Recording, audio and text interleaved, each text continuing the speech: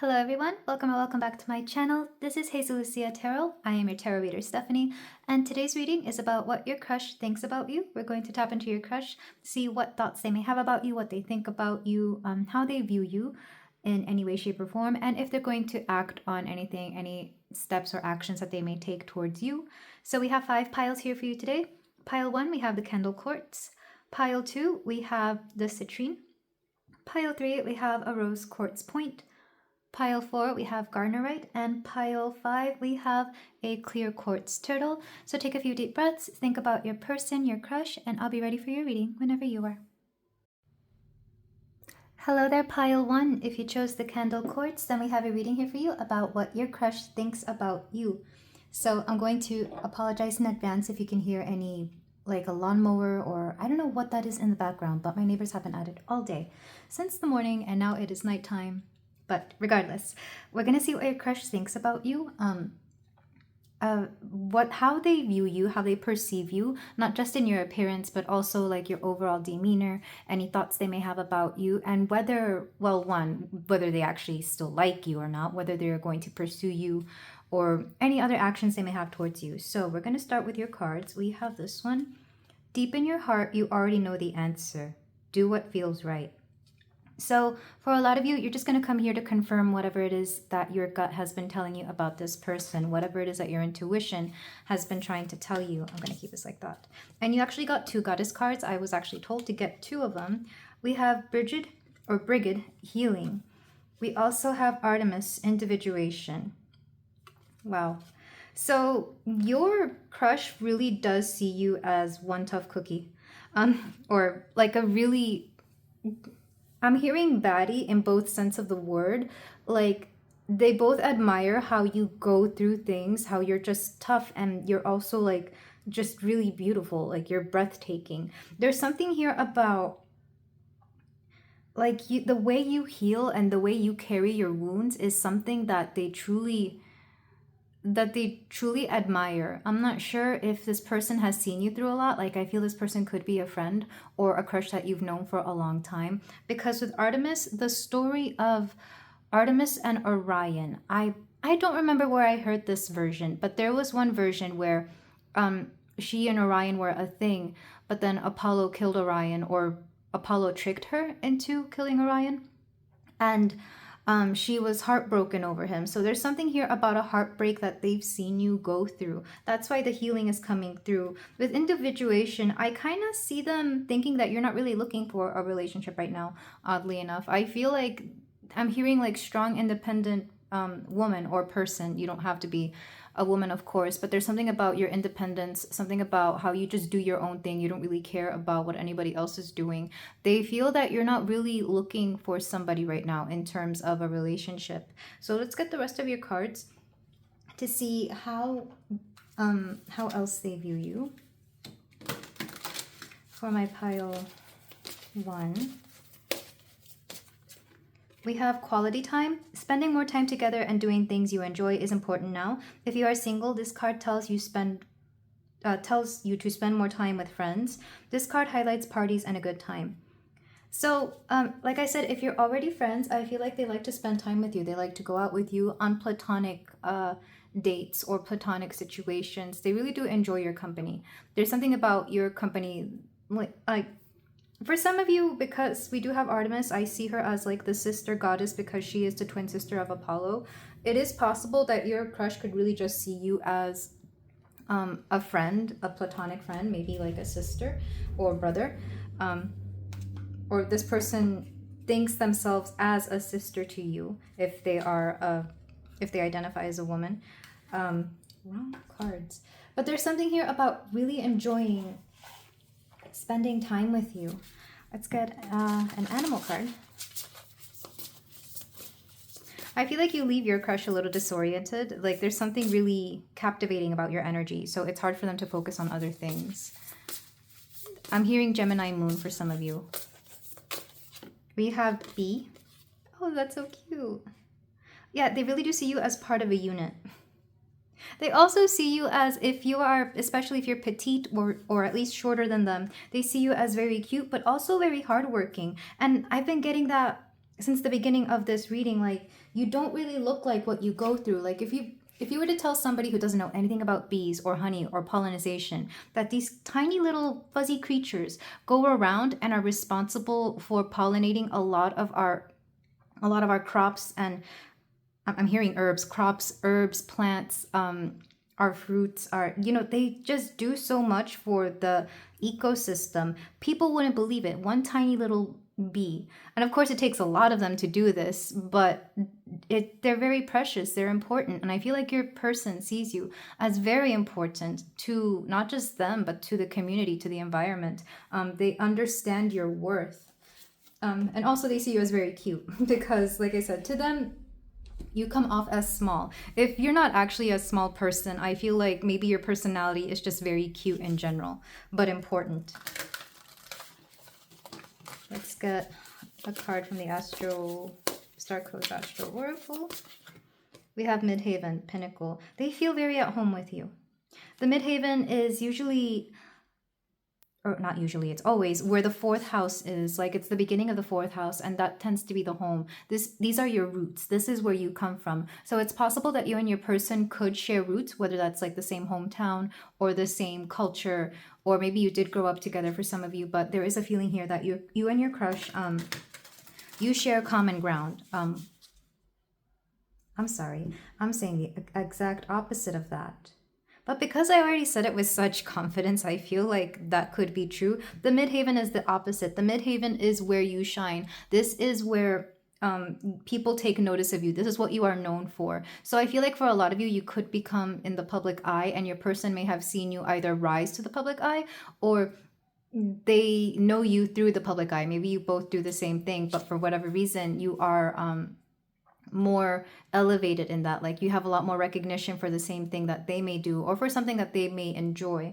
Something about your career could be important here, so you could know them through the workplace. This is where the 10th house begins. So that is odd that I just said the opposite thing, but it could be possible that you both have like opposite ways of seeing something in common. This would be, for example, if they live in their hometown, you came to their hometown and made a name for yourself. That's what I'm seeing. Or vice versa. They could have come to your hometown and they made a name for themselves. We have debilitated discomfort. There is something about them seeing you struggle. And I kind of wonder if it's because they want to be there for you. They don't want to see you struggle. They don't want to see you go through this healing phase. They understand that healing is something that everybody does because, of course, as human beings, we go through periods of healing. It's part of the human process.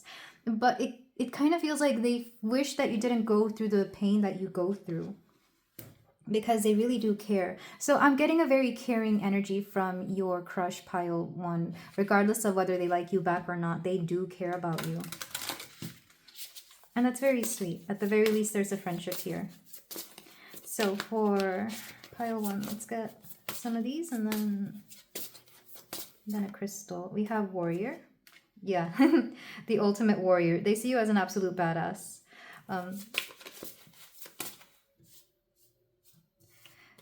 We also have unappreciated.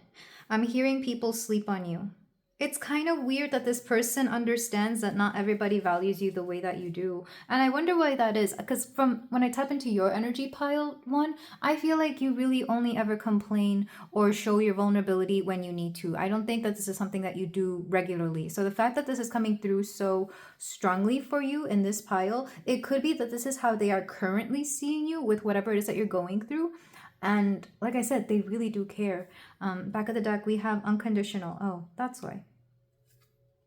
This person has unconditional, I don't want to call it love because I don't know if they're in love, but they do have some sort of unconditional love for you. Like, they couldn't hate you if they tried.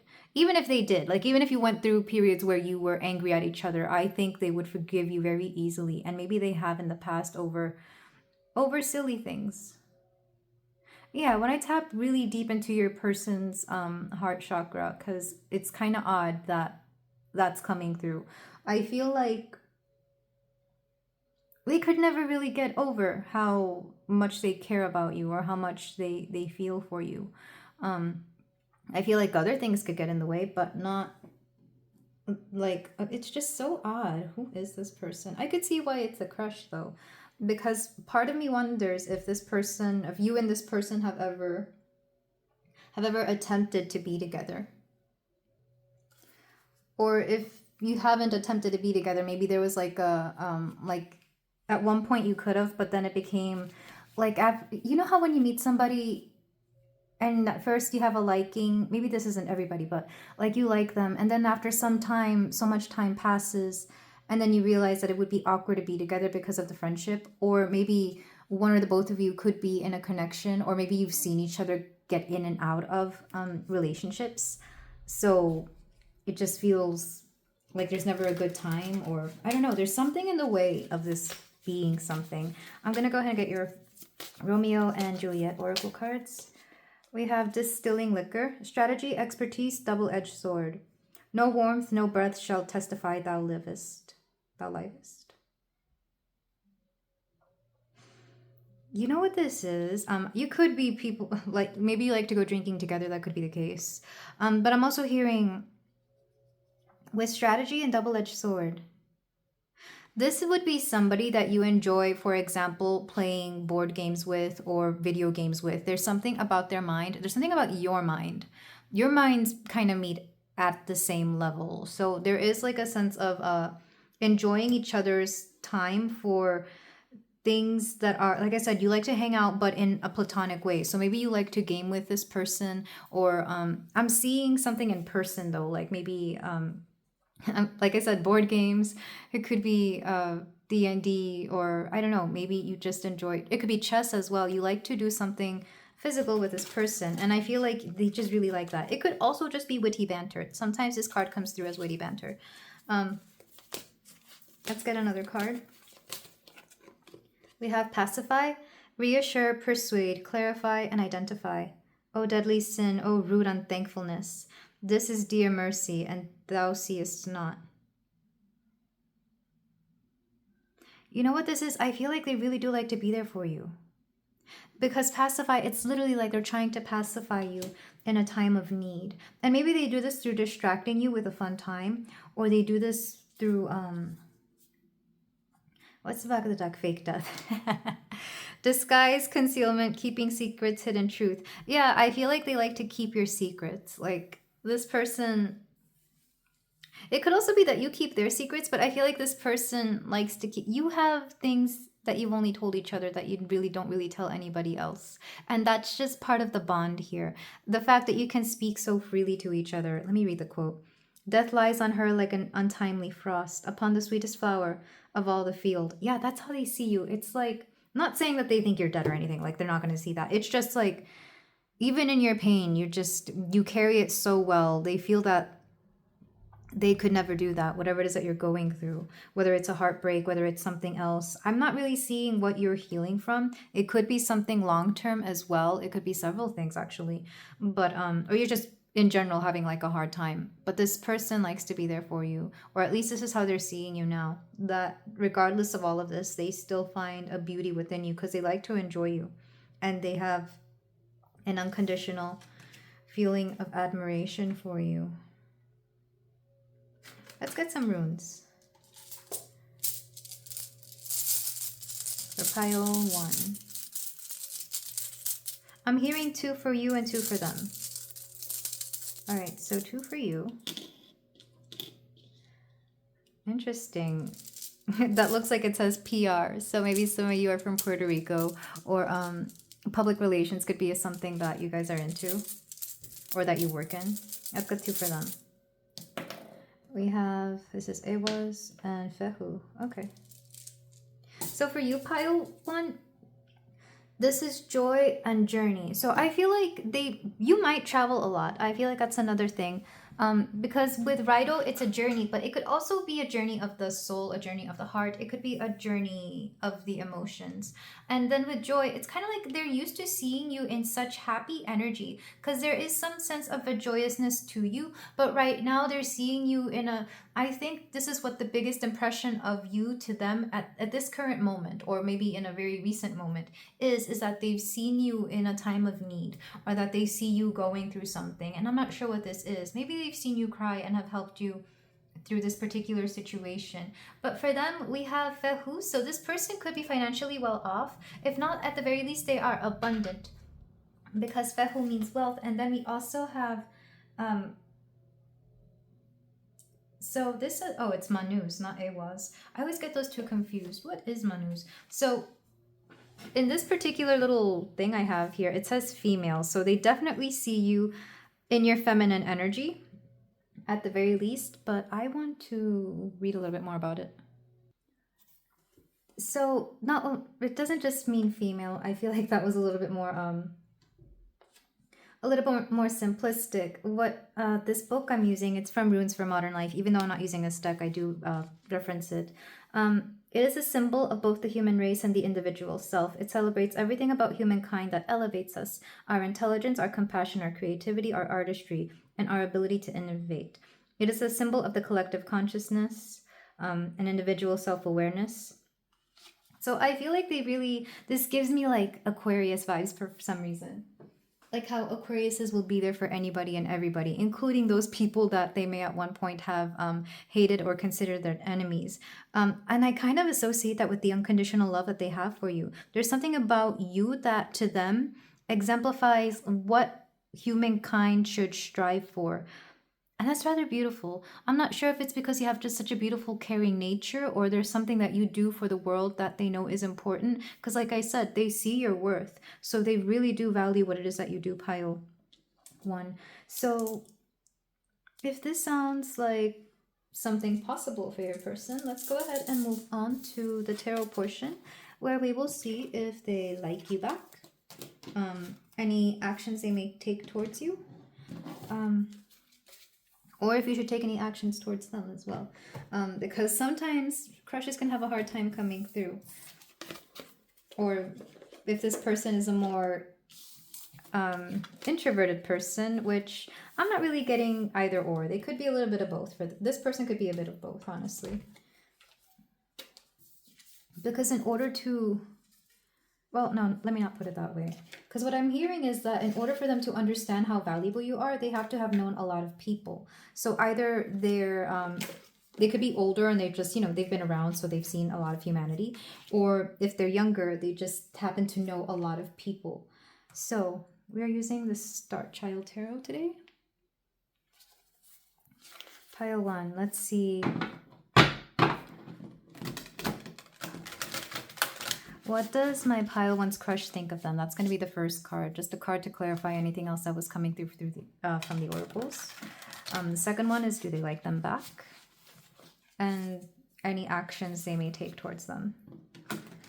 I only plan out the first few, and then depending on what I get from those answers will that will let me know what I need to ask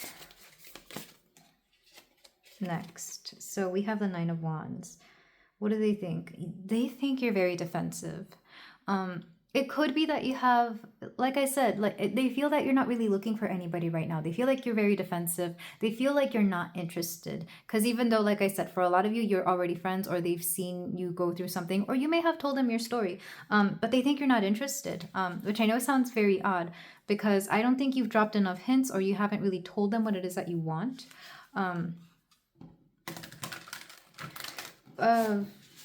I'm hearing, okay, I'm hearing if you do like them, they don't understand why, is what I'm hearing.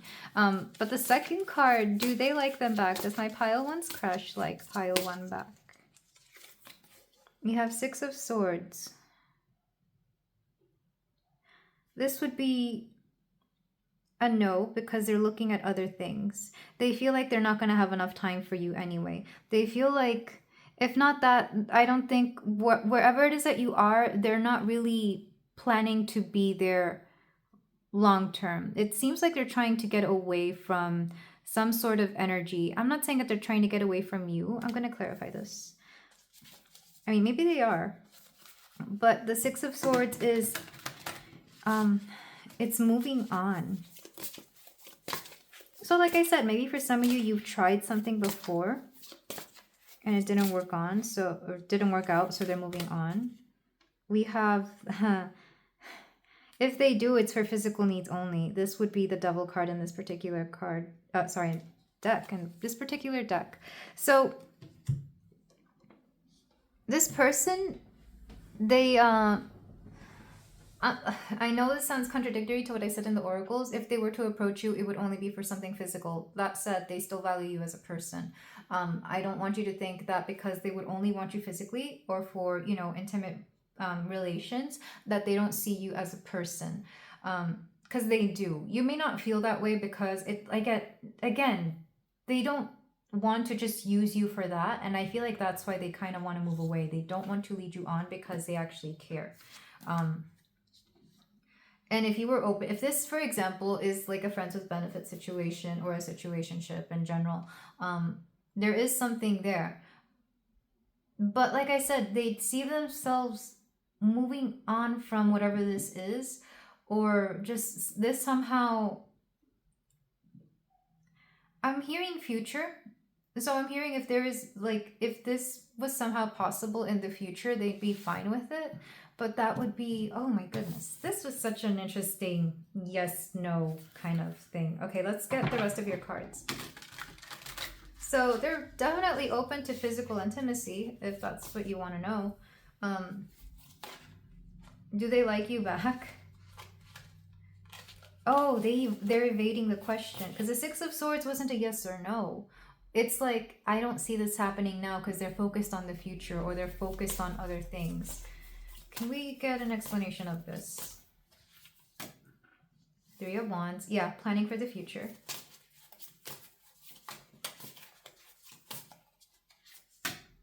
We have Justice reversed. They feel like they're not being fair to you if they were to pursue a connection with you, it wouldn't be fair to you because they know they wouldn't have the time, the resources, or anything to give to you right now. We also have the Emperor. Is this meant to be? Yeah, the Emperor reversed. The Emperor doesn't like to be reversed. Right now, they don't have it within them to be your Emperor if we were to make you the Empress here. And of course, if you are a man and this is a woman we're talking about, it's possible that they're not really looking for an emperor right now because they are trying to deal with their own things, trying to focus on something else. Which is interesting because I know this person, like I said, really wants to support you and they see what you go through and they want to be there for you. They have compassion. They have empathy. But there's something blocking them from wanting a relationship with you. And whatever that may be, like I said, there's a lot of cards here that have to deal with the future, but also they don't want to hurt you. And I feel like deep down they understand that they would. Why exactly wouldn't this be fair to my pile?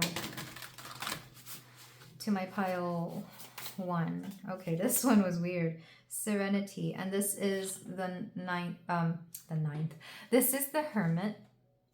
This person could be in a hermit mode of their own. Like right now they're enjoying the single life. I think they understand that. They're definitely looking for people who, you know, would want to they know that they can't, they're tempted too much, because another way to read the Devil card is that this is somebody who they get tempted too much by everything around them. So whether that's because a lot of people throw themselves at them or they just don't like to deny, you know, a pretty face when it comes around, I feel like they just know who they are. This person gives me, I don't want to say player energy, but they enjoy the single life. You know, they enjoy entertaining other people and or they enjoy their freedom. Because the Hermit, I'm thinking of Virgo energy, and Virgos are at least the ones I've known, can be known for getting around a little bit, especially in their single days, especially when they're younger. They do it very efficiently. It's kind of interesting how Virgos can be this way, because I know the typical, the stereotypical Virgo archetype isn't like that, but the ones I've known, quite the opposite. So there is something here about this person knowing who they are, or needing to learn who they are as well, because the Hermit here can also be introspection. This person hasn't sat enough with themselves, by themselves, to understand what it is that they want in a connection, because they're too busy either trying to figure other things out. Maybe they're focusing on a career, For some of them, this could be school. And for some of them, it could be their friends, their culture, their outer circle kind of influencing them and telling them what to do, as opposed to knowing what it is that they want. I wonder if this person would be somebody who wouldn't really listen to their heart, but they would listen to whatever is expected of them. And if, for example, they are going through something themselves right now, they may not know that for a while, and you deserve, and that's where this isn't fair to you. You deserve somebody who does know what they want. Okay, let's see you within this connection, or within this, I say connection because I feel like you already speak to this person, you already know them, you're friends at the very least. Pile 1, let's see. Why do you like this person? Why are they a crush? The 10 of crystals. So the 10 of pentacles here lets me know that you feel this person, even if they themselves don't really have much to give you, you feel that you can build with this person, or you feel that if this person comes into your life that you could have some sense of stability, because the 10 of pentacles is stability. It could be emotional stability. It doesn't necessarily have to be financial. It could also be emotional stability. Like I said, for some of you, you're kind of going through something, and this person really is somebody who is there to listen to your problems or to give you comfort when you need it, however it is that it may be. Because I'm not going to lie, when that devil card popped out, I'm wondering if some of you are already kind of doing something with this person and they just happen to end up being a crush. Let's go ahead and get another card for pile 1.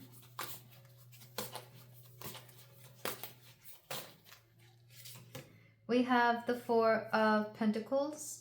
I feel like you understand that you have to let this person go. If this was upright, this is you kind of holding on to this person. But a lot of you, you're kind of here to just kind of to get your mind in that, how do I say this, to get yourself in the mindset of letting this person go, because you kind of understand that if they're not going to make a move, if you've already, you know, spoken to them about certain things, if you already kind of do certain things together and you have a good friendship and they haven't asked you out, then you're ready to let this go. Even though for a lot of you, it might just be part of your healing. It's like, well, I'm going through enough. I shouldn't have to wonder whether this person wants to date me or not. And I'm not necessarily saying that you have to let go of the friendship. It could just be letting go of this person in a romantic way, letting go of them in that kind of perspective, because you can keep them as a friend if they, you know, if it's healthy for you, if you feel like you can set enough boundaries that it doesn't become something blurred here. If you can keep healthy boundaries, I feel like it should be fine. And if they can keep healthy boundaries as well, like you can't play your little games of jealousy with this person. I say games because sometimes it's them and sometimes it's you. I do feel like this would be a couple where this would be a friendship where if you saw somebody with somebody else, like either you or them, there would be certain feelings stirred there because there's already some level of attachment. We have the 8 of Pentacles. You value this person as well. You understand that you got as much as you could get from this person in terms of intimacy. And if there's going to be nothing else, then there's no point to continue having a crush, which I know seems odd. I feel like some of you are deciding whether this is a worthy crush or not. Yeah, because if it starts getting to the point where you feel lacking, or if this kind of hurts your self-esteem or how you view yourself, then it's no longer healthy. So you have to make sure you keep those boundaries. It's interesting that you have a lot of Pentacles cards for you, pile 1. We have the 4 of Swords. And it's interesting that we have Swords, because whenever I see Swords, this is having to detach from somebody. So I feel like for a lot of you, you could go through some kind of a decording process from your person, and make sure you sever the right cords, because we have several to certain people. Some of them are good and some of them are bad.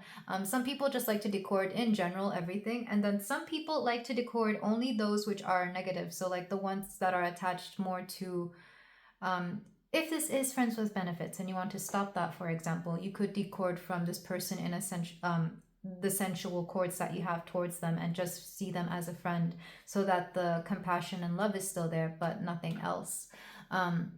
You could decord some from your mind as well, because I feel like for some of you, you give this person a lot more thought and energy than you really mean to. Back of the deck, we have the 9 of Swords. Yeah, If you ever find yourself just feeling way too heartbroken over the fact that this person doesn't really want anything with you, though, I feel like it's time to let it go. I don't want to say for good, but it's just, if keeping a distance from this person helps, then give this person that space. You don't have to see them every week. You don't have to make it, you know, something routine, because for a lot of you, I think it's time to move on. And I think some of you would agree, because at the beginning we had the card that said deep down in your heart you already know what's going on. So I feel like for a lot of you this is just confirmation. But let's go ahead and move on to your closing advice cards. We're using the Cupid Says oracles. And I kind of want to do a combination of that and my other channeling cards, wherever they may be. So we use the Enchanted Love Oracle and the Cupid Says. And these are all from your person, of course, just to see anything that they would like to tell you that they may not want to, or that, or anything to confirm that they've already said. What they have already said. So pile 1. Channel messages from their person. Let's get 5 from this one. Okay, we have, you ruined me by exposing me to a heaven with you. So this person, you've definitely set higher standards for them, because of knowing somebody like you and knowing that you exist, they've leveled up what they look for in a lover or a person, a partner. I'm insecure about the state of our relationship. So yeah, I feel like what I'm hearing specifically when I read that is that they are insecure, not within the connection or even about the connection itself. I think they know that if they tried, they could, this could work out. The insecurity is something outside of this. It could be, like I said, they just never really sat down with themselves to understand what it is that they want. And I think that brings out an insecurity with them. It's like, well, yeah, it's indecision that they have towards you, and you deserve better than that, pile 1.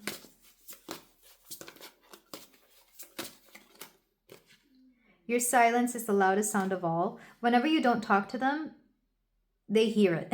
They hear it when you don't talk to them. I feel like there are moments when you just withdraw and they don't like that. I don't know if they reach out or not, or maybe they even say something, but there's like an awkwardness whenever you're really quiet, and they don't like that. They don't like having to know where they are with you either. This person, it's kind of odd, because even though you meet each other at the mind, I feel like they prefer other people to make up their mind for themselves, or they care more about what either what people think about them, or I don't know, it's just like they're not used to having their own thoughts. And you kind of give them something to work with, is what I'm hearing, because they do like the way you think. We have Winter. I'm hearing Taylor Swift. What's that song? December? And this is me standing in front of you, swallowing my pride, saying I'm sorry for that night.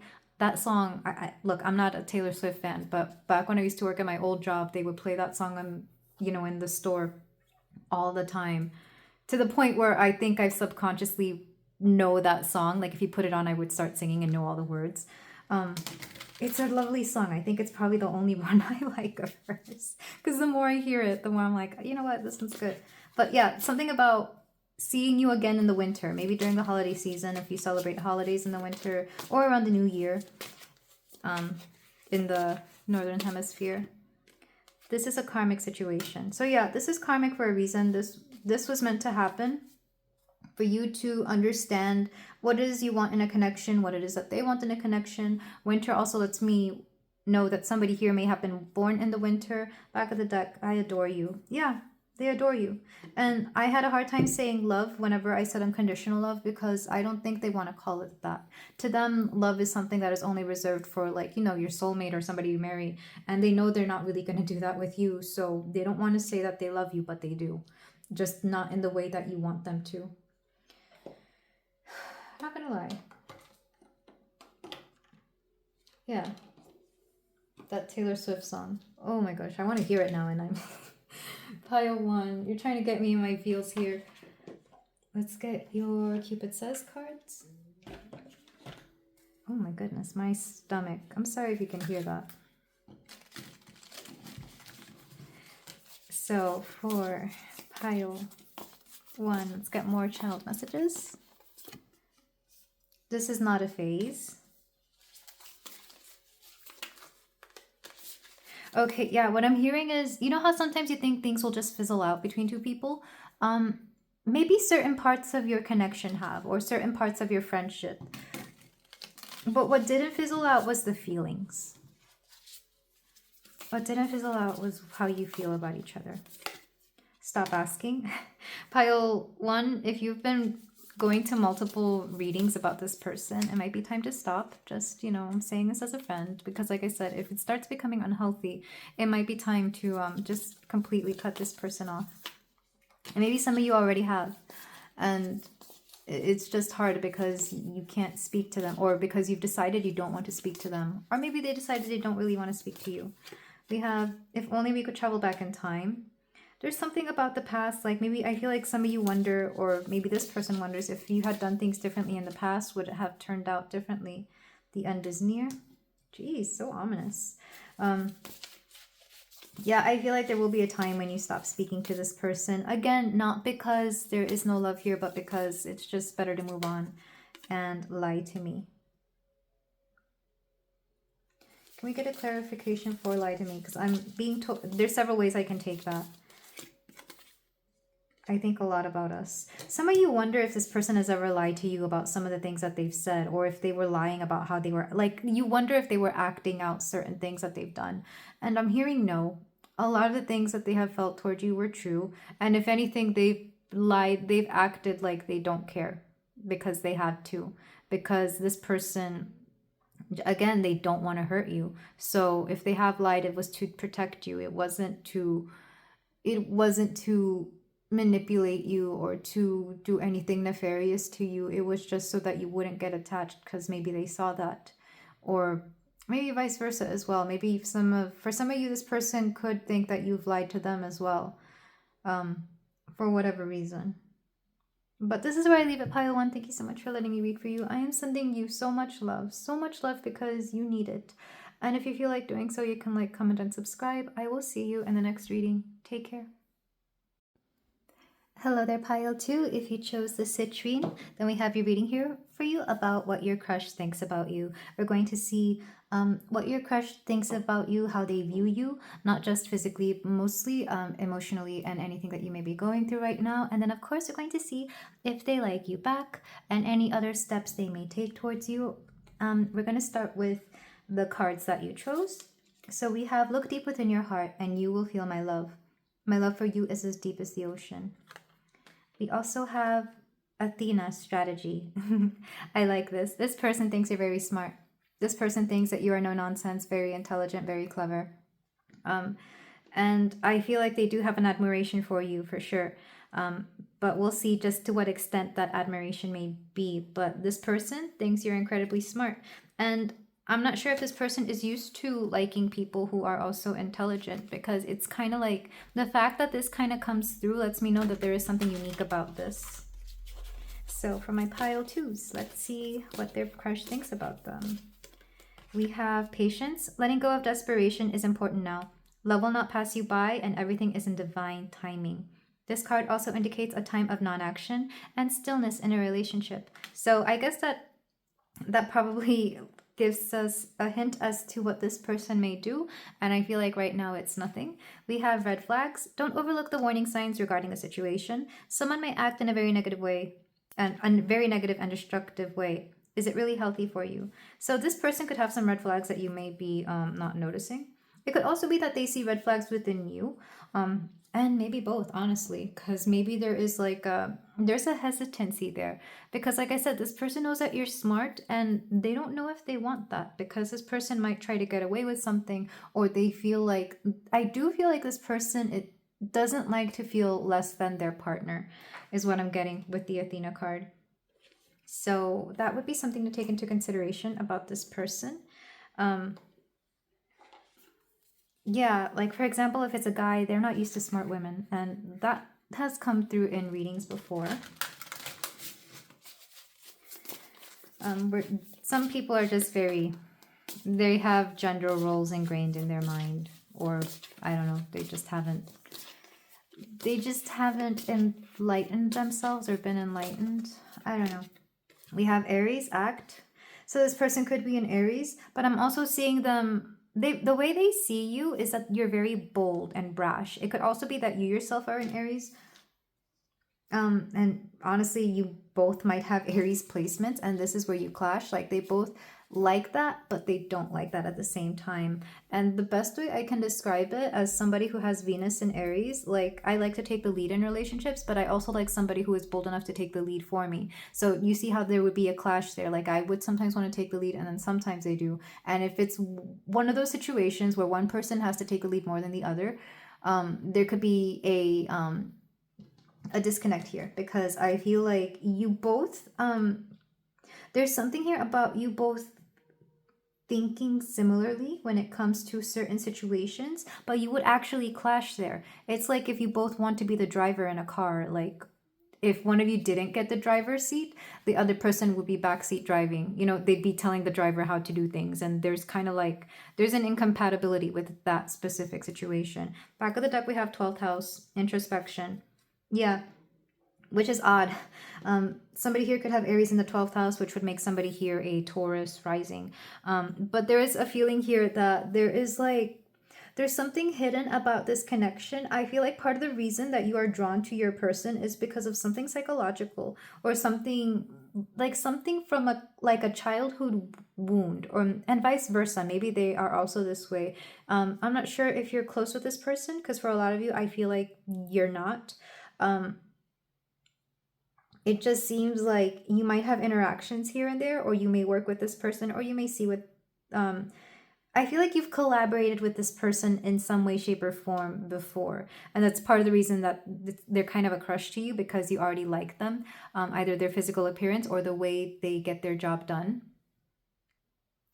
And actually, that would explain the strategy card here. I feel like they like how you work as well. So there is a meeting of if not the minds, then a meeting of skills here. You both are compatible when it comes to, like I said, a workplace situation, a collaboration. Like, you both work well, but that doesn't necessarily equate to like getting along as people, like as a couple or friends. Like, there's something here about this connection that I'm getting strong. I know we have Aries, but I'm getting strong Saturn energy as well.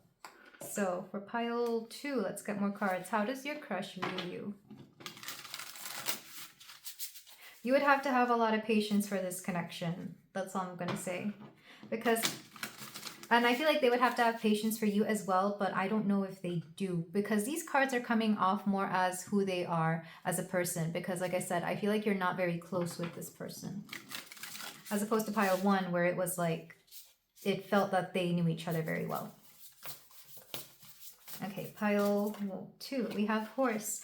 Somebody here could be year of the horse, but again, the whole notion of working well together is coming through. Like, if this was to be a connection where you were like a working couple, it would work. You would be a power couple. You would both have enough energy to dedicate to something else, so that if you were ever angry at each other, you would just take it out on the work situation as opposed to on each other. And I feel like the only way that this could work out was if both of you somehow got off on, having a struggle. Like, you would resolve that in the bedroom, and maybe that's part of the reason you feel this would be something, because for some of you probably enjoy that. But I feel like what I'm actually seeing is that you both have a lot of energy. You both have you have active minds and or active bodies. So you need something to distract you. So like I said, you both have collaborated on something before and it worked well there.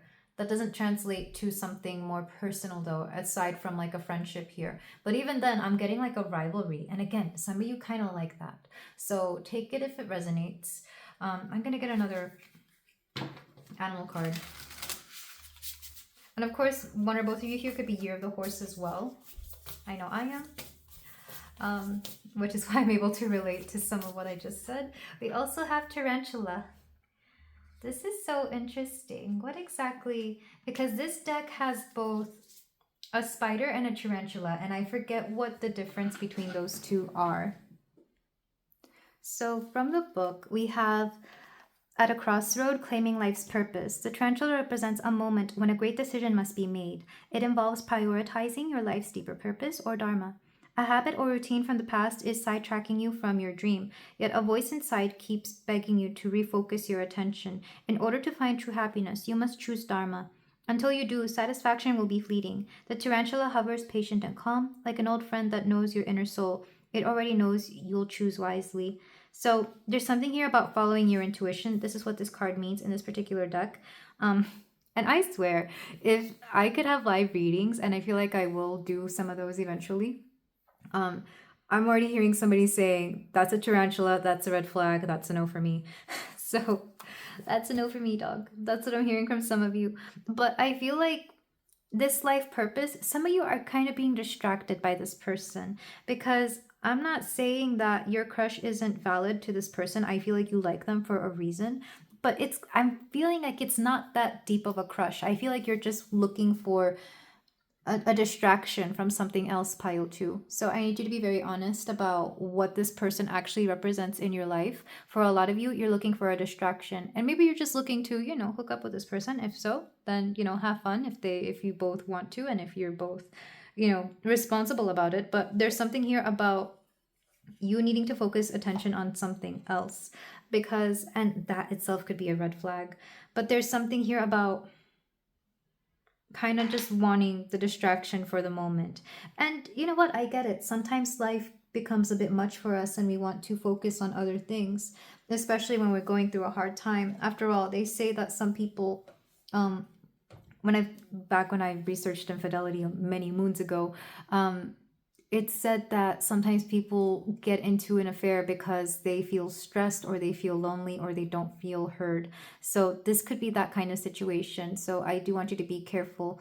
Not saying that you would have an affair with somebody. I'm just saying that you might just be looking for a crush, a distraction, or somebody to entertain yourself romantically with, because you are not focusing on something else, or you're afraid to focus on something else.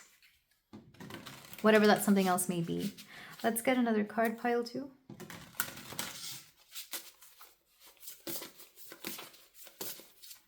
We have committed. Well, I did talk about affairs just a moment ago, so I really hope this isn't the case, pile 2. But it could be that either this person is already in a relationship, whether they've made that public or not, whether they've already said this or not. It could also be, I really hope that you're not in a relationship right now, pile 2. Another way I'm seeing this, though, is that somebody here is very committed to their passion and their goals. So I feel like they see, like I said, you did work together. So it's possible that somebody here is very committed and dedicated to their work, and they definitely admire this about you. They definitely admire that you care so much about the things that you do when it comes to whatever it is that you've collaborated on. Let's get another card. We have unconditional. Can we clarify unconditional? Invasive. So I feel like for some of you, the way this is coming off is that if there was anything romantic going on between you two, like some flirting or light flirting, there is a chance that there's like an unconditional admiration for each other. I feel like, how do I describe this? Like, if there is a possibility for there to be romance between the both of you and somebody, I feel like somebody is already dedicated to something else, whether it's another person, their job, or somebody here is focused on something else. And then there's the feeling that if it was to happen, there would be a lot of unconditional love here, because there's already an admiration for each other and the work that you do. So there's a feeling that if it was to work out, and that's a very big if, there would be unconditional love. But with invasive, like I said, it's a feeling that this is a distraction. Whatever this is, it's a distraction from something else. It could be a distraction from something you're meant to be committed to. Like I said, even if it's just yourself, you're meant to be committed to yourself above anybody, or your job, or your family, you know, whatever the situation is. For some of you, I'm hearing your health. You should be committed to your health. But this person is a distraction, because it's easy to forget that we have, you know, some, like, I'm seeing somebody being diagnosed with like some long-term disease, or like an acute, like autoimmune disease or something like that, and instead of dealing with that, they just kind of want to escape in another person. And like I said, there's nothing, I understand the sentiment, there's nothing wrong with finding things to be happy about, whether it's like a little fling with somebody or something like that. But it's kind of like we have to focus on the things that are going to bring us back down to earth. There's something very ungrounded about this particular crush, pile 2. Let's get another card. We have Juliet, inner strength, independence. My bounty is as boundless as the sea, my love as deep. The more I give to thee, the more I have, for both are infinite. Act 2, Scene 2. Which is interesting, 2-2. And Juliet, of course, I associate with, if you are a woman here especially, this person, like I said, they see you as very intelligent. I do see that they acknowledge the love that you have. If not for them, then in general. I wonder if some of you are like, somebody here, either they're already in a relationship and they kind of see that, and it's like, it makes them very beautiful, or the dedication that they have towards something makes them very beautiful, because Juliet is a very lovely person and she's very worshipped and adored. This could be you or your crush, pile 2, but I do feel that there is a sense here that with inner strength and independence, you're meant to think for yourself, you're meant to think on your own, because I feel like a lot of you are going to identify with Juliet in this pile. Let's get another card. I'm hearing beauty and brains. So your crush definitely does acknowledge that you're an attractive person. If, let's see, forced marriage, loss of freedom, excessive interference. Oh, okay. Pile 2.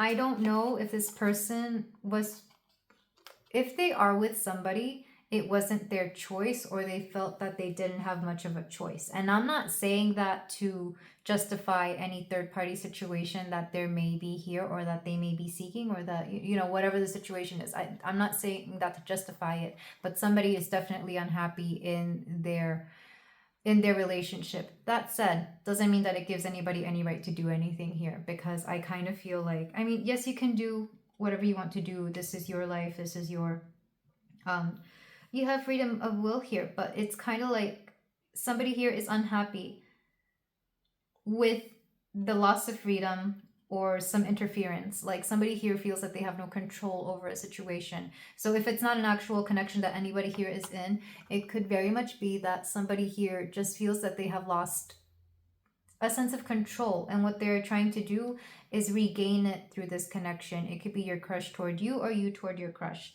because I kind of, it's getting fuzzy on who is who here, and it could be the both of you. Honestly, if you both kind of want something out of this, it could be that the both of you are looking for something. Let me read the quote. Sir Paris, I will make a desperate tender of my child's love. I think she will be ruled in all aspects by me. Nay, more, I doubt it not. This is, of course, Juliet's father trying to marry her off to Paris. And you know what's interesting? Juliet is right here. So Juliet is right here. She is signifying independence, and here is her dad trying to marry her off because that's her daughter and he said so. So, this could be parental issues, like mommy or daddy issues that somebody here may have, whoever is more likely to be the Juliet character. It could be your crush, but for a lot of you, like I said, it's you. So this is so interesting. And of course, if it's not parental issues, it's just the lack of control. So you are seeking to, well, maybe not you, but there's definitely a feeling here that somebody is seeking to escape from their troubles through a love fling or a love situation, or having a crush, hopefully not having a third party situation. Like I said, this is why the red flags came through, pile 2. So if you want to continue, if you're still with me, I want to move on to the tarot, or actually no, let me do runes first. 2 for you and 2 for them. So 2 for my pile 2 and 2 for my pile, or my pile 2 crush. So they definitely want to offer friendship. I feel like the friendship is there. This came out in pile 1 as well. This is Manus, I think it's called. And what it means is humanity. So I feel like your crush pile 2 definitely sees you as a friend. They'd be open to friendship. They'd be open to, you know, oh my goodness. Why did I just hear they'd be open to a 3-way? Oh my goodness. Okay. That makes sense. If it's something that is consensual where like it's a polyamorous thing, by all means. But this person really does see you as like a human being. They definitely have respect for you. I take in this rune to mean respect. And then for you, pile 2. Okay. I think I understand what's going on here. And if so, that kind of cancels out the red flags. For some of you, and maybe you don't want to hear this, maybe you do. It all depends on what the situation is here. If somebody here is taken, they kind of want to still have a thing with you because it's okay, because somebody said it was okay. They could be in an open relationship. They could want, like I said, to have more than one person involved.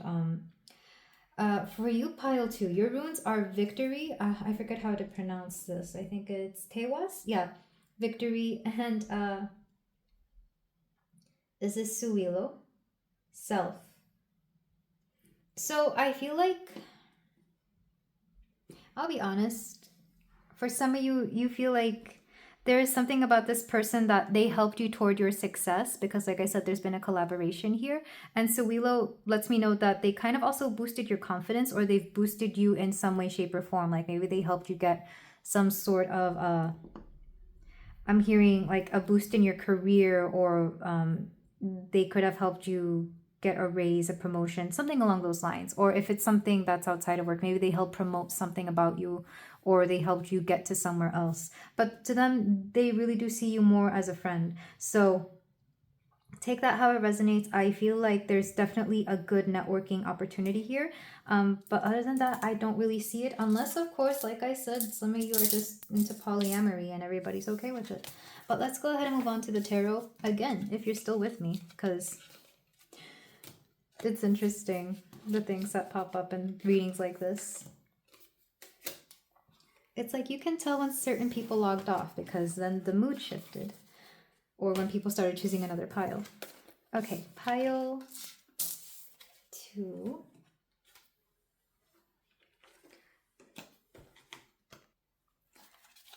We're going to see what your crush thinks of you, as well as any steps they may take toward you. So how does my pile 2's crush see them?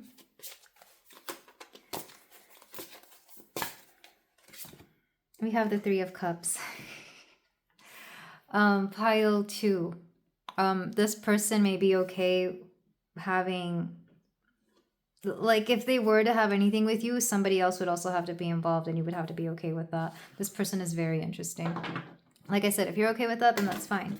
But if you're not, then that's just, you know, this is a warning that you will not be the only person in their life. Let's see how they view your, I'm hearing your personality. What do they think about it? Okay, we have the Magician. And what's underneath that? Transformation. Interesting. Is this meant to be? Yep.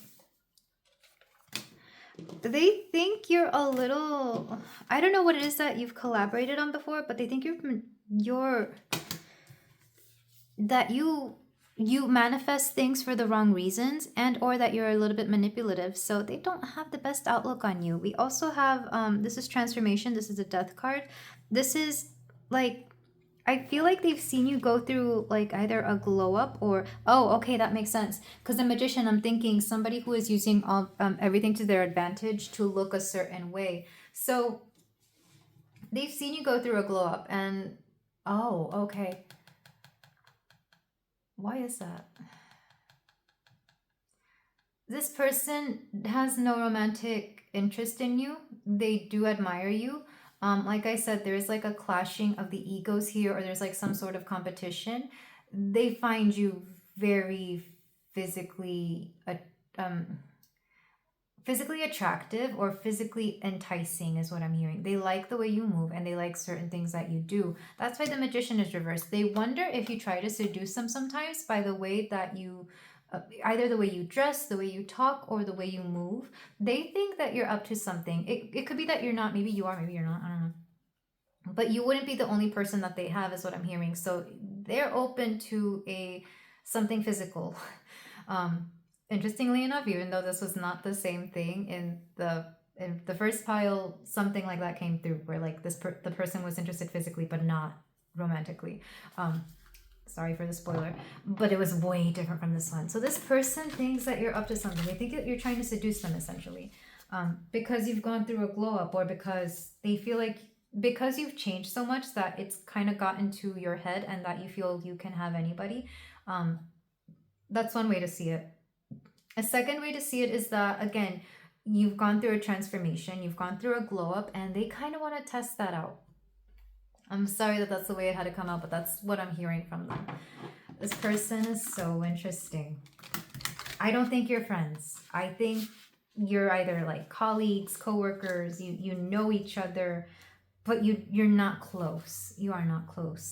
Why is this? I want to know more about this person and like what's up with them. Like I said, if they're committed, they're open to having like a third party join them, essentially. Maybe their partner is also that kind of way. Like, you know, I feel like this person's interesting.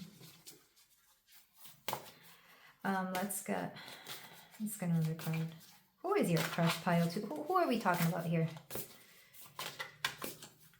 All right, pile 2. And of course, not everything is going to resonate. We have the Ace of Cups reversed. They're hesitant about building a friendship with you. For some of you, this person, they're hesitant about opening up emotionally to you. Why is that? Because I'm trying to wonder, it's like, well, can there be a friendship here at least, so that it doesn't feel so odd? But they don't want that. This person is very closed off. They don't like people knowing about their feelings. I mean, they have them. Everybody does. But this person is so interesting. We have the 9 of Pentacles. I'll be honest, this person, they're happy with the life they have, and anything else that comes in it's like they're very closed off about the life they have. They come off as a bit snobby, regardless of whether they have money or whatever their status or whatever this case may be, but they come off as a little snobby because they've achieved something and they feel like they're above a lot of other people, but they think it'd be okay to have like a little whatever with you. But like I said, know that you're not the only one. So either they already entertain a lot of people, or they already have somebody and you would just be, you know, a fling that they have because they're in an open relationship. But they don't want to let you in. With 9 of Pentacles, this is so interesting because I feel like they've helped you out before, or you've collaborated with them. But why the 9 of Pentacles? Why are they snobby? Why do they not feel that pile 2 is worthy of this, of a friendship, of something more than just a one-night stand? The Fool.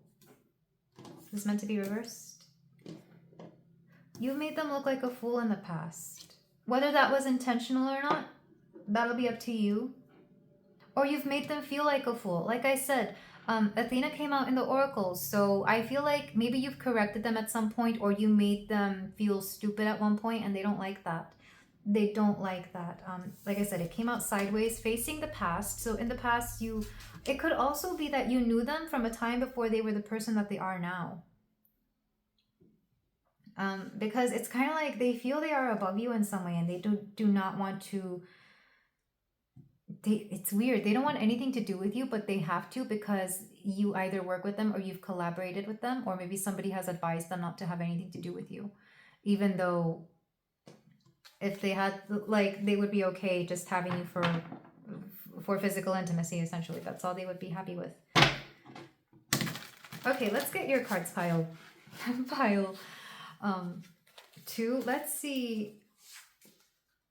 Why do you like this person? I kind of already explained that in the oracles. You're just looking for a distraction, and I guess this person is attractive enough that you're like, okay, maybe I'll try with this person.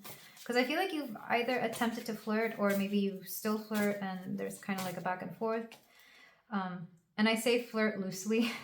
I don't know what your version of flirting is. We have Two of Pentacles. So there's something here about balancing things out. You feel like this person balances you out because they give you something that you don't really have in everyday life.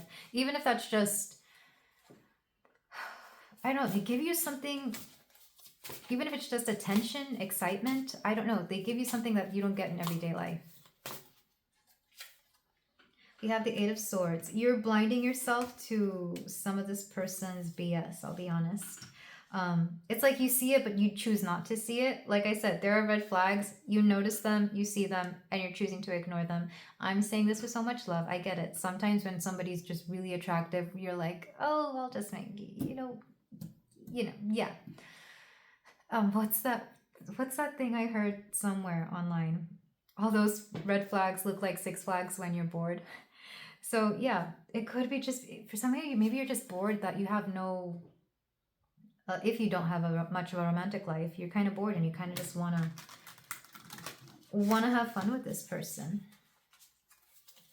Let's get another card.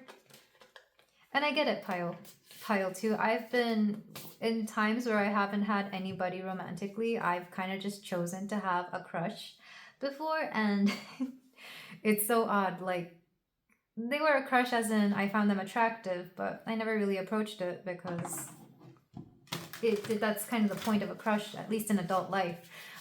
Past a certain age, crushes are just there to entertain your fantasies, and that's it. I don't want to get into what the crush I had was because there's a chance that this person might see it, but just okay. Let's get more cards for you, pile 2. We have the Ten of Cups. There's something here about your emotional satisfaction that you have to focus on.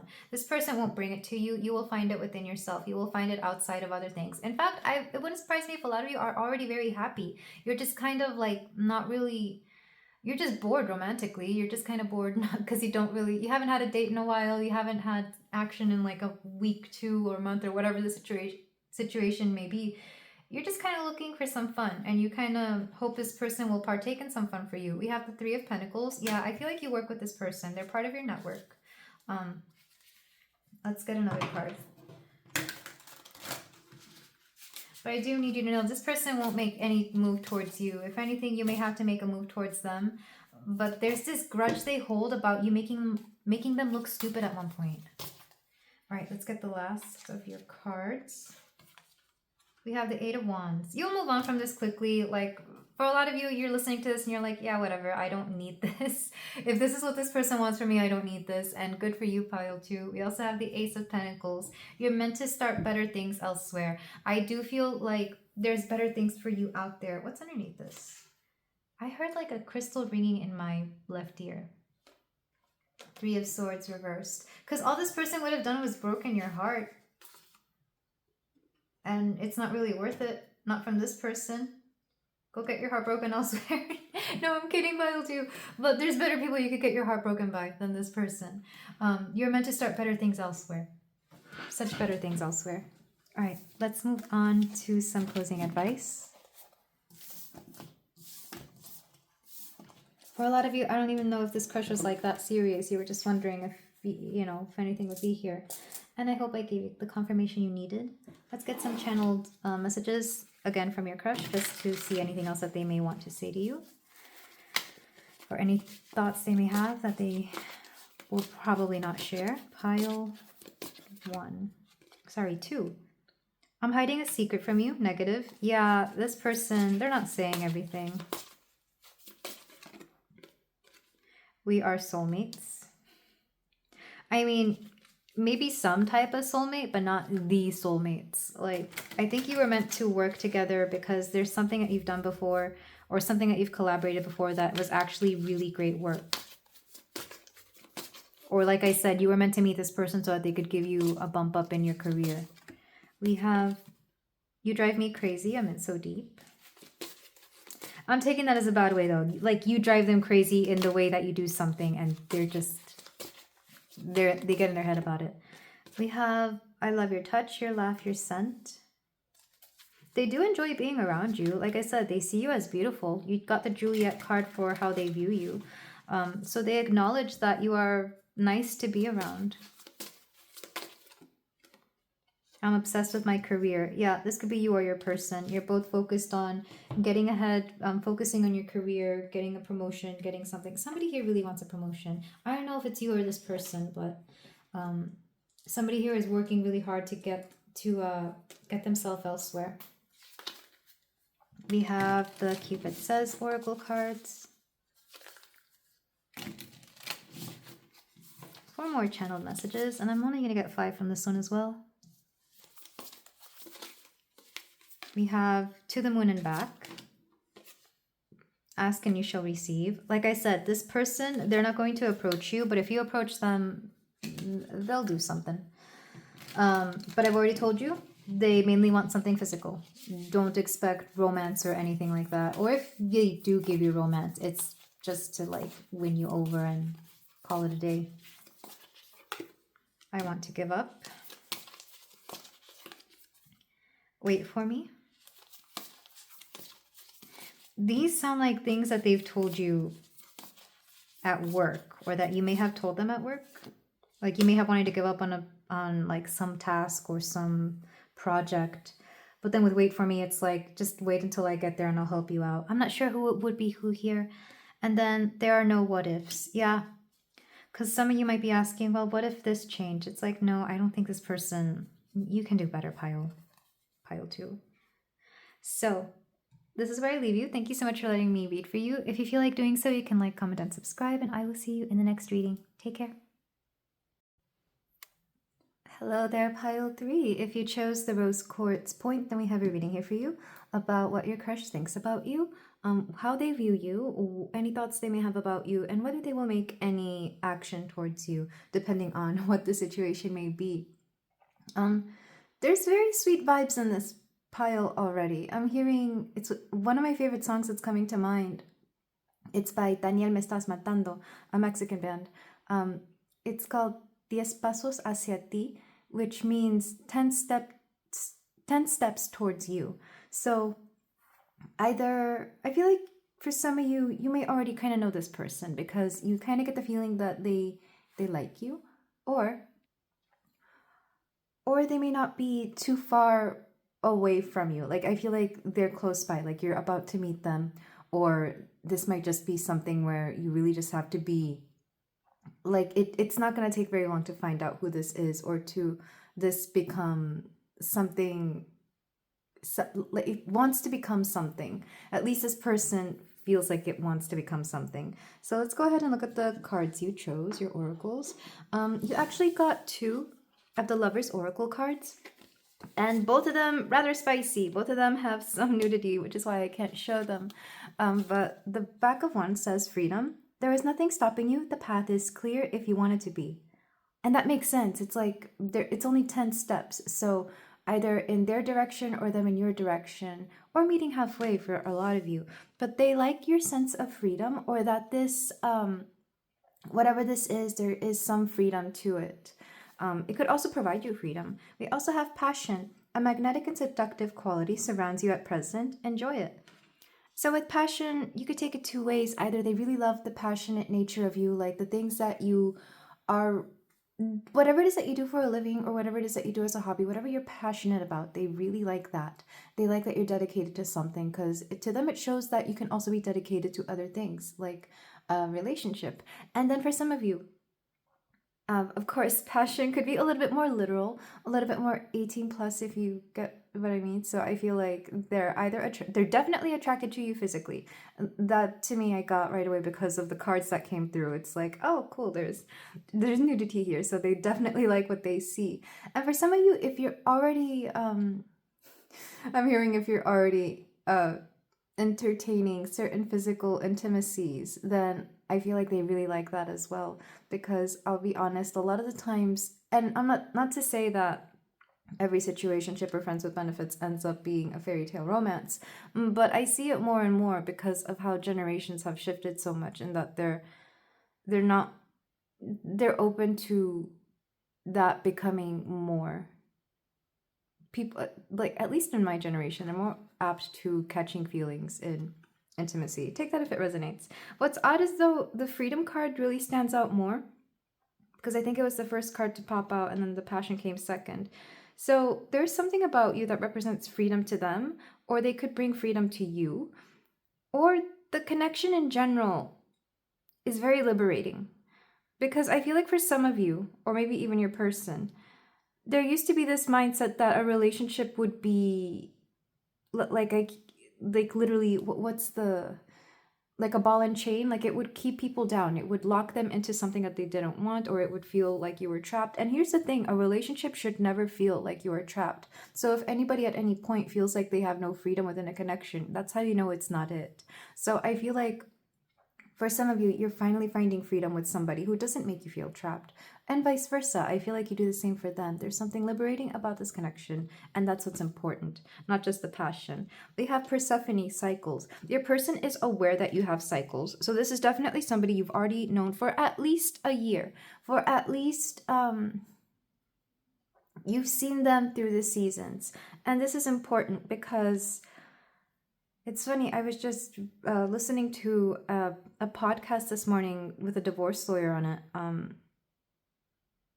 And for whatever reason, it started getting me thinking of how people marry quickly or don't marry quickly enough. Because some people will be together for years and not marry. And then some people marry within less than a year, which I've always objected to, not because I don't believe they're in love, but because you need to see people throughout the season. I'm very astrology based, so it makes sense that I want to see them in every single astrological phase. Like, how do they act during Virgo season? How do they act during Capricorn season?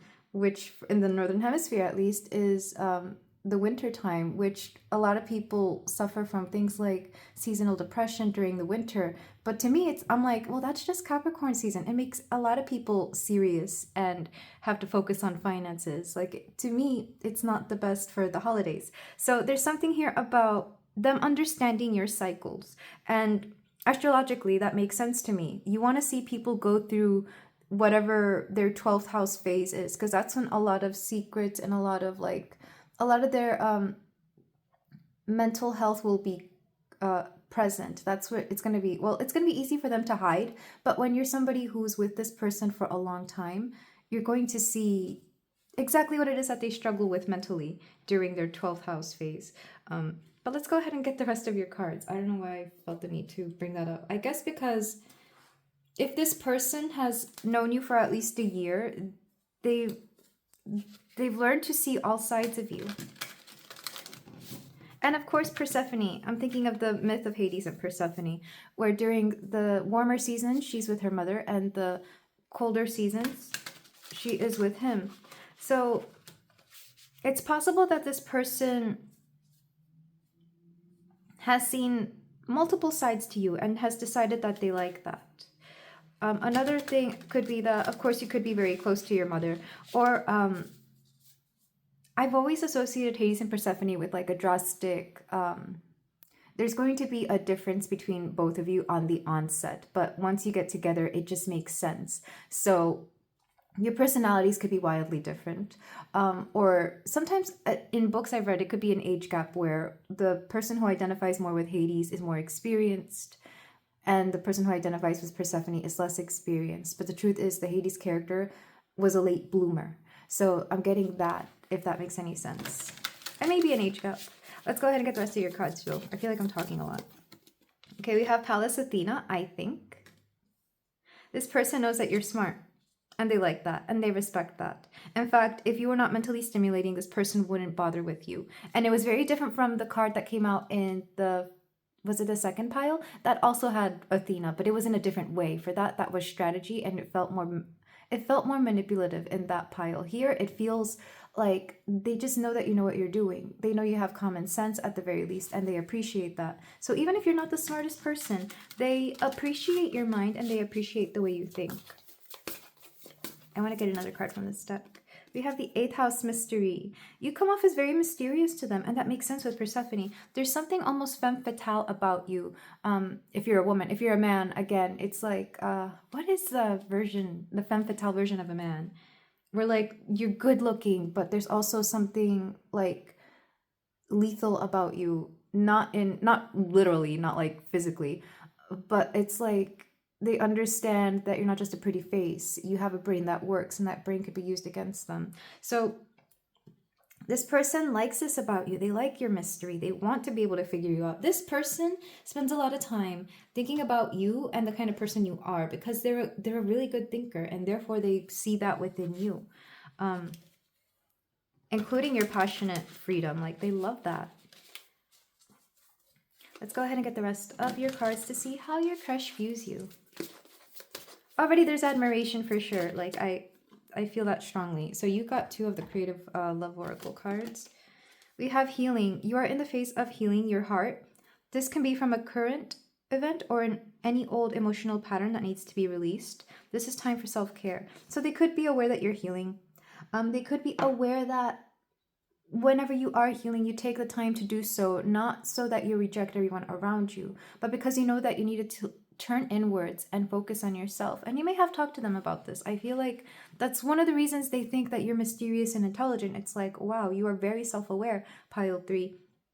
I really admire that about you, because what that signals to somebody of substance, what this signals to somebody who would be a great partner to you, is that they understand that you need time for yourself to better yourself. And if you're willing to better yourself in that way, they know that you can better yourself in other ways. I feel like this person is used to people bettering themselves in a more either performative or physical way. Like, I'm seeing a gym. Like, they thought people could only improve their bodies, their muscles, or something about cognitive reflex, whatever that may be. I don't know who this person is, but they seem very intelligent, pile 3. To the point where I'm like, am I saying this right? And you may have your doubts about this person as well. But this person has only seen people improve themselves physically or financially. They never thought that the spirit or the mind or the emotions could be something that you could improve on. This person, when it comes to emotions, they know that they're a thing, like they respect that, but they've never seen somebody go out of their way to improve, for example, how they handle disappointment, to improve how they handle relationships. Maybe you've talked about this. So like when you speak about your exes, they don't feel weird because they understand that in you talking about them, you are understanding what went wrong and how you can do better, which is, I'm not sure what it is that you do, pile 3, or the kind of conversations that you are having. This person has come to realize that you are low-key smart in the way you handle your inner workings. We also have soulmate, and I'm not surprised, because I feel like at the very least you were meant to meet so that this person could understand what it is like to emotionally, internally, mentally heal, energetically heal for some of you, because I do feel like this person would understand, or at least respect, energy in the way we see it, the way tarot readers and energy workers see it. Yes, this person is your soulmate. There is a strong spiritual bond between you and this person. This card also pertains to new friendships with kindred souls and attracting the right people. I feel like whatever this is, this person, they attracted you at the right time. And I think if this is mutual, I mean, I guess it is, this is your crush. You attracted them at the right time. Because there's something very enriching about this connection for the both of you. I'm hearing nourishing even. It's kind of like you're giving each other what each other needs at the right time and in the right ways. And on top of that, there's a feeling that this person, like I said, they find you attractive. You're definitely wifey material or hubby material with the Persephone card here, because Hades saw Persephone and thought she's the one. So not to feed any delusions that this person might want to, make you the one, but there's still something here that this person understands. They understand. They see, like, I feel like it's very mutual. They understand that you're attractive, that you're smart, that you are literally the whole package. At least to them. To them, you fill all the boxes. You fill all the needs that this person would want in a partner. Let's get the rest of your cards though. I feel like in this pile I'm talking a lot, but it's good stuff that's coming through. I'm channeling a lot of good stuff for this pile. So forgive me if you prefer me to just draw cards, but this energy feels like it needs to be channeled properly. And you might have really stimulating conversation with this person as well, with the Pallas Athena card, but also with the 8th house, because the 8th house, to me, I've always taken it as the house of talking about the things that, oh, we shouldn't be talking about that. You know how there's like social norms, like what are the 3 things you shouldn't talk about? It's like religion, sex, and what else? I forget what the third one is, but there's certain things like social norms we shouldn't talk about that. I feel like you do. I feel like you actually enjoy talking about those things, and that boldness in a sophisticated way. This person sees you as very sophisticated. They like that. It's like you manage to take things that are difficult to talk about and you make it easy. At least with this person, I feel like you enjoy that conversation, talking about the mysteries of life. We have romantic night, romantic entanglement. You know what's weird? The first thing I heard whenever I was talking about this passion card was entanglement, but thanks to, what's her name?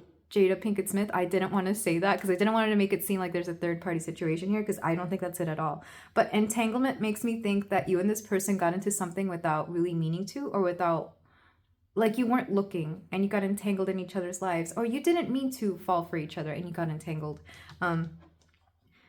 Go get thee to thy love as we decreed.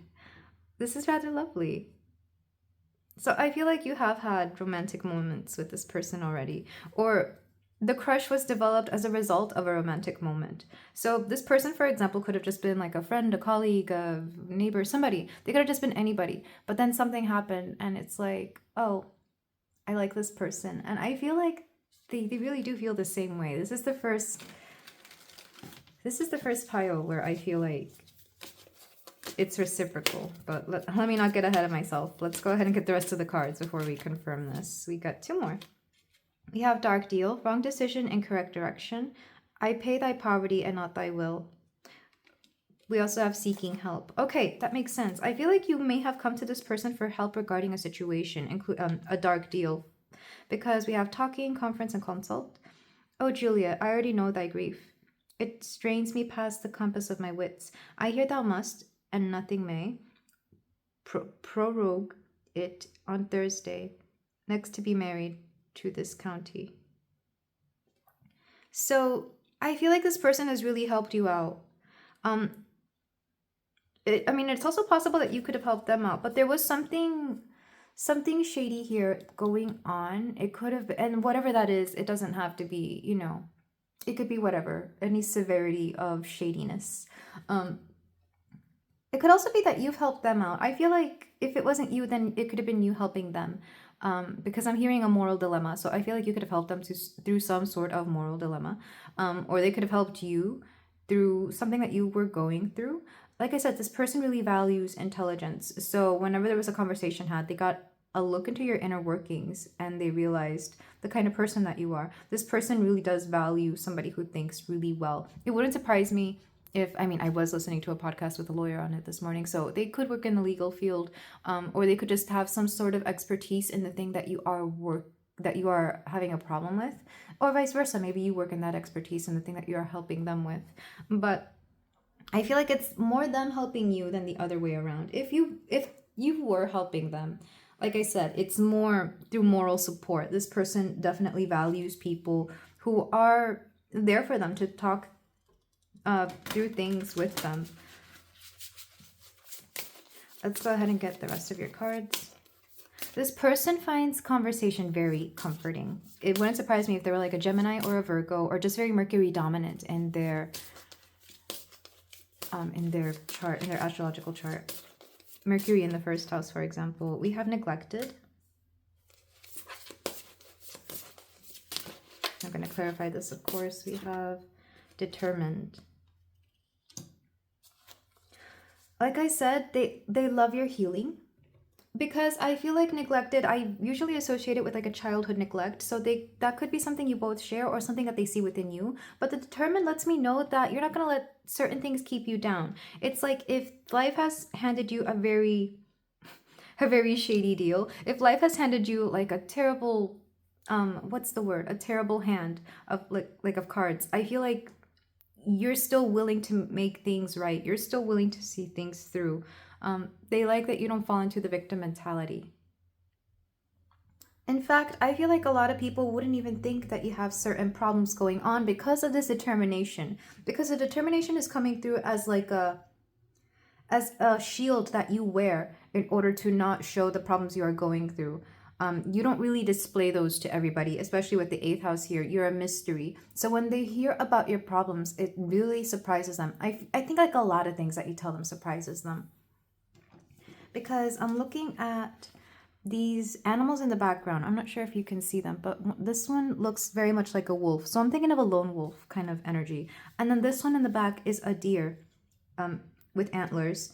So, and I associate that with like masculine earthy energy. I'm thinking of like the King of Pentacles, which in certain decks is represented by a deer. So I feel like you carry your masculine energy very proudly and you don't mind it. Like I feel like for a lot of you, you're very independent and you do things on your own. So it surprises this person when you have things like neglect wounds or when people have treated you wrongly. But instead of seeking vengeance, you seek, I'm hearing fairness, or you seek to make things better for yourself. And some of you, you even wish the people who have done you wrong a lot of love. To them, they don't understand that. I feel like yes, it's forgiveness, but to them, forgiveness meant something like, okay, I forgive you and don't bother me again. To you, forgiveness is, I hope this person heals from all the hurt that they've gone through, because clearly that hurt is hurting everybody else. To them, there's a distinction there. Let's go ahead and get the rest of your cards. Yeah, this person really values your morals and the way you view life. Like, they really do admire that about you. I would say they love it. We have moth, like a moth to a flame. This person, look, even if it wasn't for all this talk we're having here about intelligence and healing and passion and whatever, in any lifetime, at any moment, this person would have been drawn to you regardless, whether it was your looks, personality. I do feel like you've lived lifetimes with this person in previous lifetimes. And in every lifetime, they are drawn to you. And they don't understand it. I'm going to get another card. Because that's what I saw. A moth to a flame. We have turtle. This is very cute. In fact, I think... Is one of my piles today going to have a turtle? I don't remember, but I chose I already pre-chose my crystals. Because I'm filming these as I go, and I think one of them is going to be a turtle. So if you were drawn to that pile, if I have a turtle pile, I'm not sure if I will yet, you may want to go to that one for more information regarding your crush. But I feel like this person moves slowly. So if it's been, like I said, if you've known them for a year and they haven't made a move, it's because they move slowly. They really want to know what they're getting themselves into before they get into a connection with you. And I do see the scales tipping in your favor if you want this to happen, pile 3. Let's go ahead and get the rest of your I'm gonna get some runes, and I want to do 2 and 2 for you and 2 for them. But I am being called to pay attention to the numbers here, even though I didn't do that in the previous piles. 3 is coming through a lot. We have 30, 38, and Act 3, Scene 3 for the romantic night. So for some of you, the number 3 could be of importance. Somebody here could be a Lifepath 3. Somebody could be 30 and 38, because like I said, I was getting a little bit of age gap here, but nothing too crazy. I think 8 would be not too bad of an age gap. We also have the number 6, and then Act 5, Scene 1.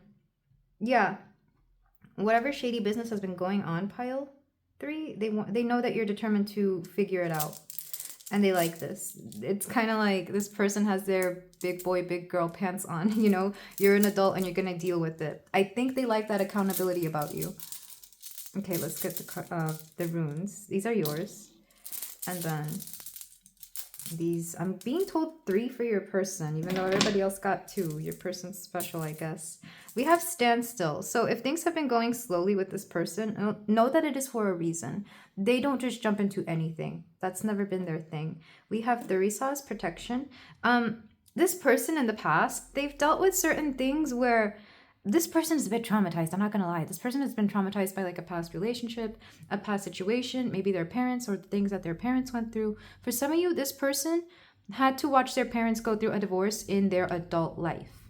So that really, really, like, to them, it's not fair, because they knew they had friends when they were kids whose parents divorced, and they thought, well, why couldn't I have been a kid so I could better handle this? Because in adult life now, they're kind of like, they're being brought back to their childhood. That is so odd that that came through. So I think, like I said, they saw it in their adult life, like early 20s. So if this person is above that age, like it's not, like it doesn't bother them anymore, but they have weird, like that really shaped the way they saw marriage. Maybe before that they thought marriage would be fine. But then after seeing something with their parents, regardless of how their parents separated, whether it was amicable or not, it still like traumatized them. Like their parents could have been separated in the most friendly terms. They're still gonna like they internalized that. That might be something they tell you, and of course it's not gonna be everybody. This person just they something happened in their early adulthood with divorce. Whether it was I doubt it was themselves, but definitely like their parents, maybe grandparents, maybe like a close couple to them divorced, and that messed them up. And we have Tewaz, which is victory. Yeah, it's like they're determined to win no matter what. So when it comes to a relationship, when it comes to success within a connection, they're not going to get married. I feel, like I said, for a lot of you, this person could have been divorced, but if they haven't been, they're never going to get married and decide to divorce later on. So when they do it once, that's it. They would rather solve the issue at any cost than divorce. So take that as it resonates. I feel like this person, they have weird, I guess not weird, but they have certain hangups about marriage because I feel like they do want it. And then for you, you have to look at these runes because they look like the opposite. They actually mean very different things, but it's kind of like 1 minute it's up, the next it's down. But these are Fehu and Ansus. These are wealth and wisdom. You're smart with your money. Or you could be seeking help with money, depending on the situation. But even if you're smart with money and you end up in financial problems, seeking help about money is a wise thing to do. It's you admitting like, okay, I messed up. How can I fix this? Because this gives strong Taurus energy. Tauruses care to a weird degree about their finances. Not all, but the ones I know, and I am one. So I feel like for you, you are wise with your money, or you could be seeking help about your money. But regardless, you're not dumb about it. You wouldn't do things like, you wouldn't intentionally mishandle it, and you wouldn't intentionally gamble it away. So I feel like this is something that is going on for you if your dark deal had something to do with money, or there was a dark deal done and somebody like swindled you out of money somehow. Because like I said, yeah, there's some, okay, so in real time, like the current moment, there's like a lot of stuff going on financially. I feel like the scams have gotten a lot smarter, or the scams have been getting more scammier, whatever the way to say it is. But that's currently right now, the time that this is going on. But that's just what I've been noticing. So I feel like this person is trying to help you out, or they've heard this about you, and it's like they know exactly what to do to help you out. Either they have the expertise, like I said, they could work in a legal field, or they know how to direct you in the right way. All right, so let's move on to the tarot. I like this reading already because there's a sense of somebody here smells really good. I know that seems odd, but somebody here smells good. I think you wear a certain perfume that they like or that they are very drawn to, because I keep getting a whiff of my own perfume. And even though I sprayed it like days ago on this hoodie, I still get a whiff of it. So this person, when it comes to your smell, there's a certain smell that they associate with you. And it could even be spiritual. You know how spiritually you may get like a whiff of a certain scent when you know a certain spirit is near, or when you're thinking of somebody. This person is getting that with you regardless of whether they are spiritual or not. Because yeah, there's something here about your essence that permeates them. This person is very poetic. I think they're romantic at heart. I'm not sure if that's noticeable, but it could also be you bringing this out. Sometimes like a romantic side gets brought out by certain people, and you could bring this out in them. So for my pile 3 and their crush, what does their crush think of them? Let's get a card to see exactly how they think. We have the 4 of Cups. Again, they see you as... I'm gonna get a clarifier because Four of Cups is emotional. Like you hold on to your emotions. I'm seeing passion. It's like you hold on to the feeling of something. Five of Swords.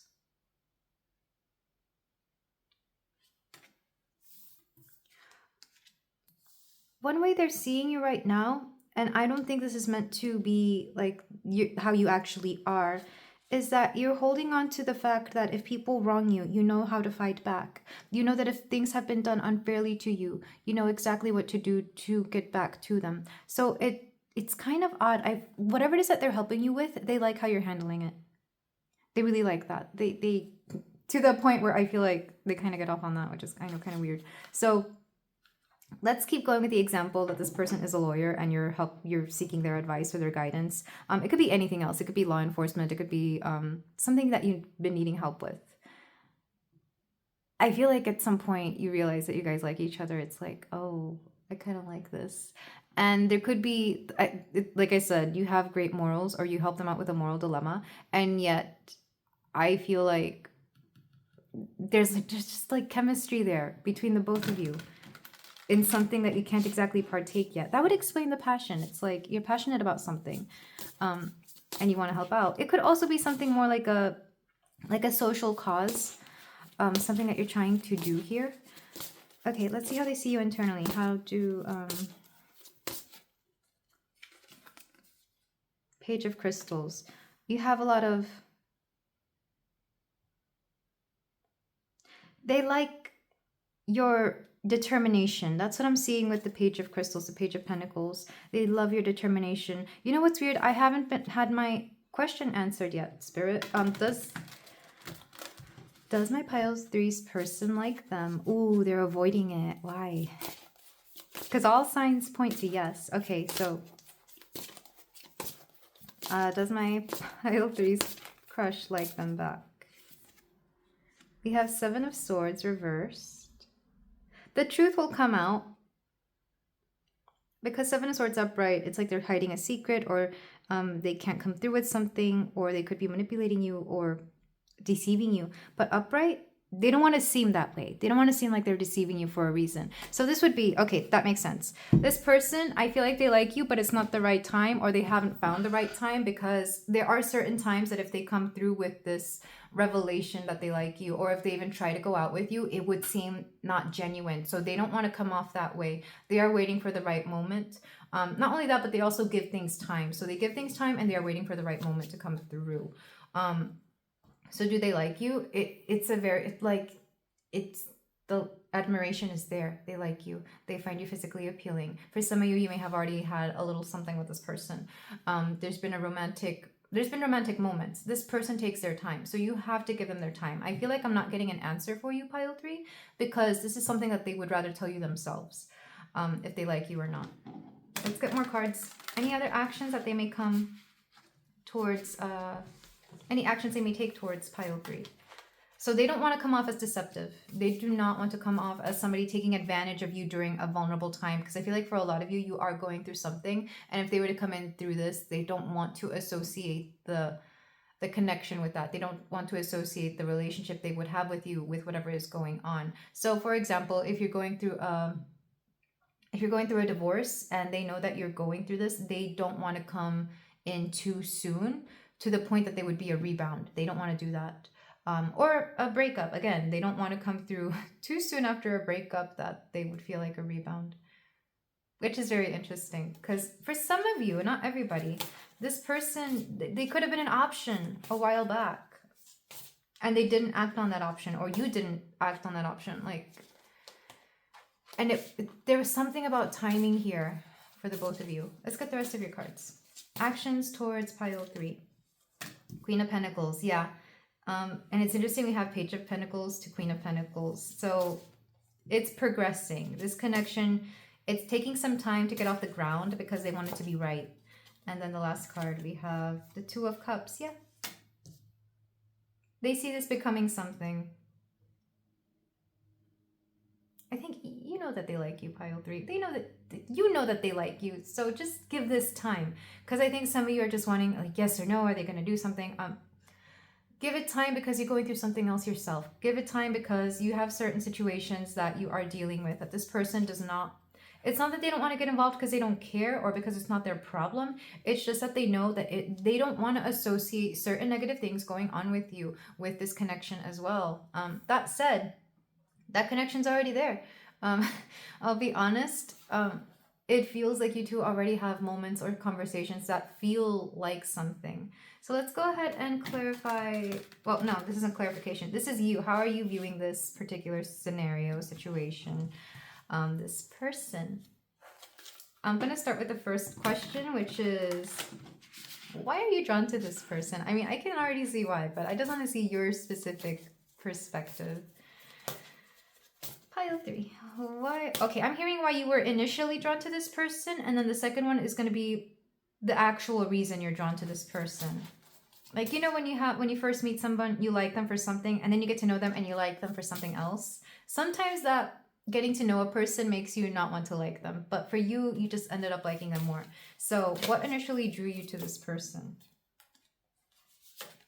9 of Cups. They made you laugh. They made you happy. I feel like there's something about emotional satisfaction here, like a wish fulfillment. Okay, you may have manifested them. So for a lot of you, this person has been the kind of person that you've always wanted. They, like, either they're your type, or if you don't have types, this person could have just, again, they checked all your boxes as well, because you check all of theirs. And I feel like this, because 9 of Cups is something you don't see coming. That's why it's a wish fulfillment. It's like you made a wish a long time ago and here it is. So maybe you've always wanted somebody with, like, you know, a certain lifestyle or of a certain background, or just like, think of your childhood crush. This person probably resembles them a lot in some way, shape, or form. For the majority of you, it's whatever their background is. You like their background, or you fit very comfortably with their background. You're used to that, if that makes any sense. So maybe they come from a culture that you always thought was very interesting, and voila, here you have somebody who is of that culture. So you get to partake in it, not just on a shallow level, or yeah, and you know, something along those lines. And then the second reason, the real reason why you are still hooked on this person.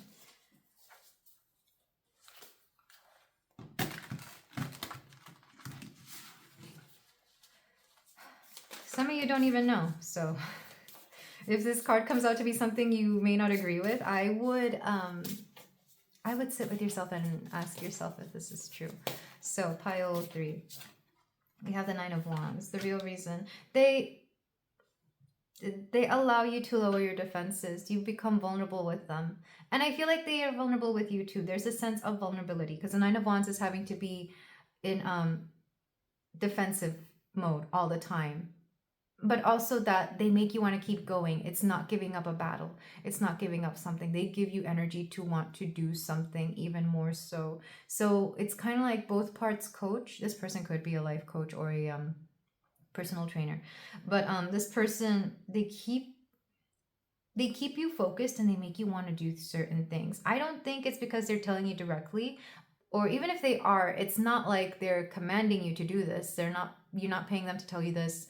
They're not telling you this because it's what you should do. It's like whenever they do offer you advice, it just makes you want to do more. You like that. There's the word thriving is coming through. So I feel like you can thrive with this person. And for a lot of you, at least in your recent years, in your current adulthood, I guess, you kind of been wanting somebody that you could really take on the world with, or somebody who, you know, always wants better. Like you both like this kind of attitude of always improving upon yourselves. Let's go ahead and get more cards. Any actions you should take towards them? Or how should you handle this situation? For my pile 3. I like this pile. I like the feeling of this pile. King of Pentacles. Well.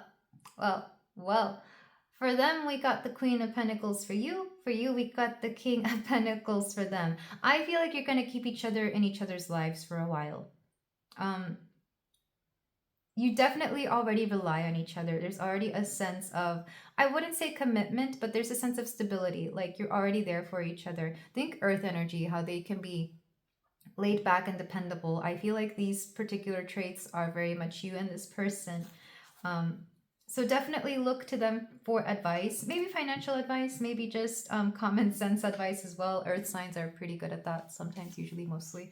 But let's get the rest of your cards.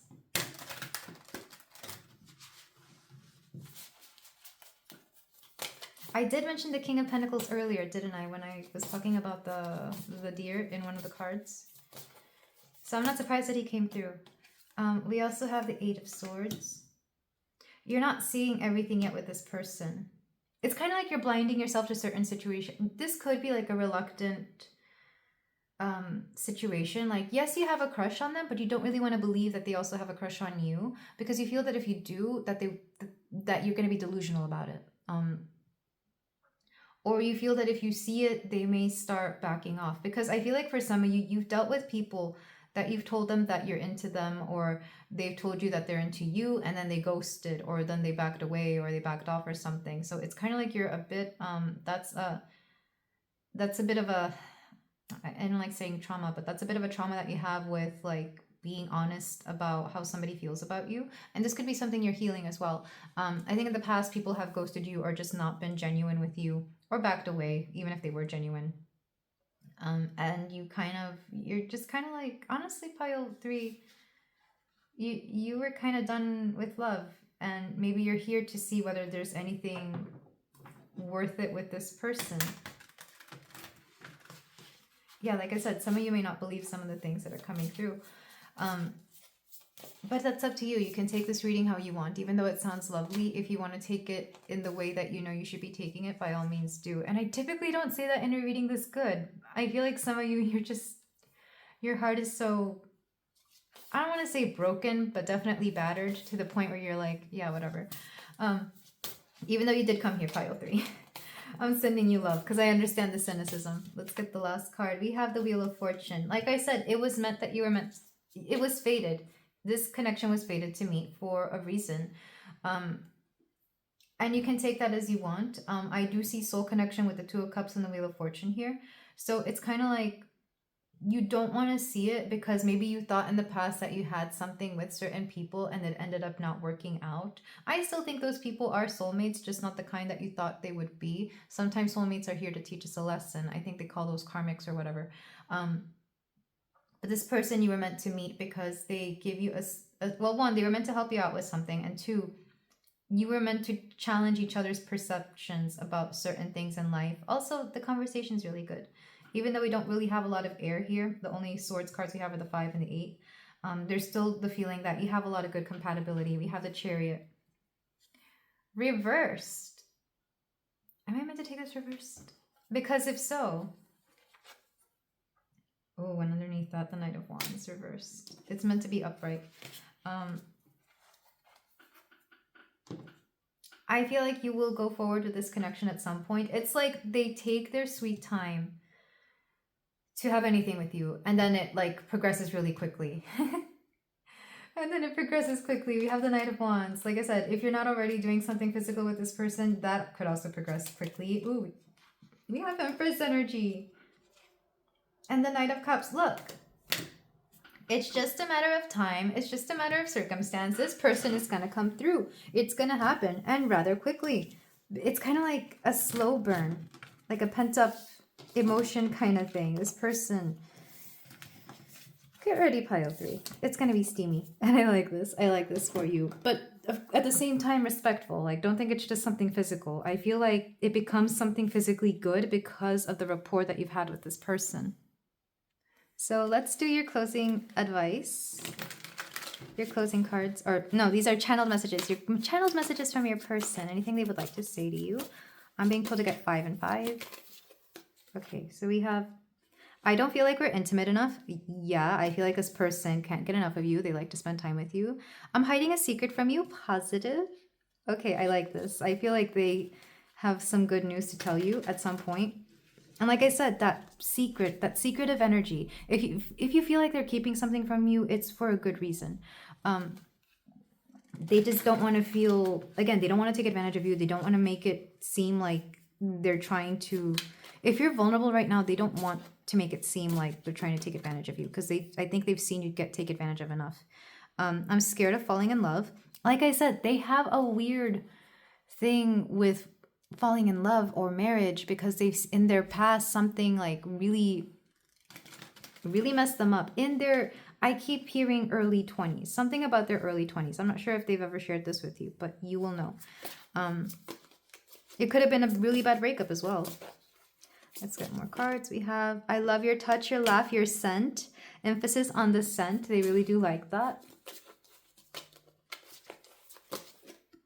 From the moment I saw you, I knew you were the one. And that's just reiterating what I said in the beginning with the oracles, with the Persephone card. As soon as Hades saw her, he was like, yep, that one's for me. And all hell broke loose, quite literally. And back of the deck, I find you so beautiful. Oh my goodness. Don't ever feel that you're not pretty enough or whatever enough for this person, pile. 3. This person really does love you. Love the way you look. They find you very attractive. I feel like they always have. Let's get more cards for you. We have I miss you. So when you're not around, or if you go through long periods of not talking to each other, they do miss you. We have why am I crying? Have you made this person cry? Not in a bad way, but have you made them cry? Like maybe you telling them a certain story or a certain situation made the, like, it got them in their feelings. If they didn't cry, it got them in their feelings. Of course, this could also be you. Maybe they've seen you cry more than enough, and it's like you ask yourself why you cry in front of this person. We have don't go back. I'm seeing this as like they're telling you to not give up. Don't go back to any situation that made you feel less than. All of you. This song makes me think of the John Legend song, All of Me Loves All of You. They really do like all of you. Like I said, you check off all their boxes. And then we have Ask and You Shall Receive. I'm getting a song by Shakira, Pídeme el Sol. Ask for the sun and you shall receive it. I think if you ask anything of this person, they would give it to you. Or they wish they could. And then we have Can We Meet?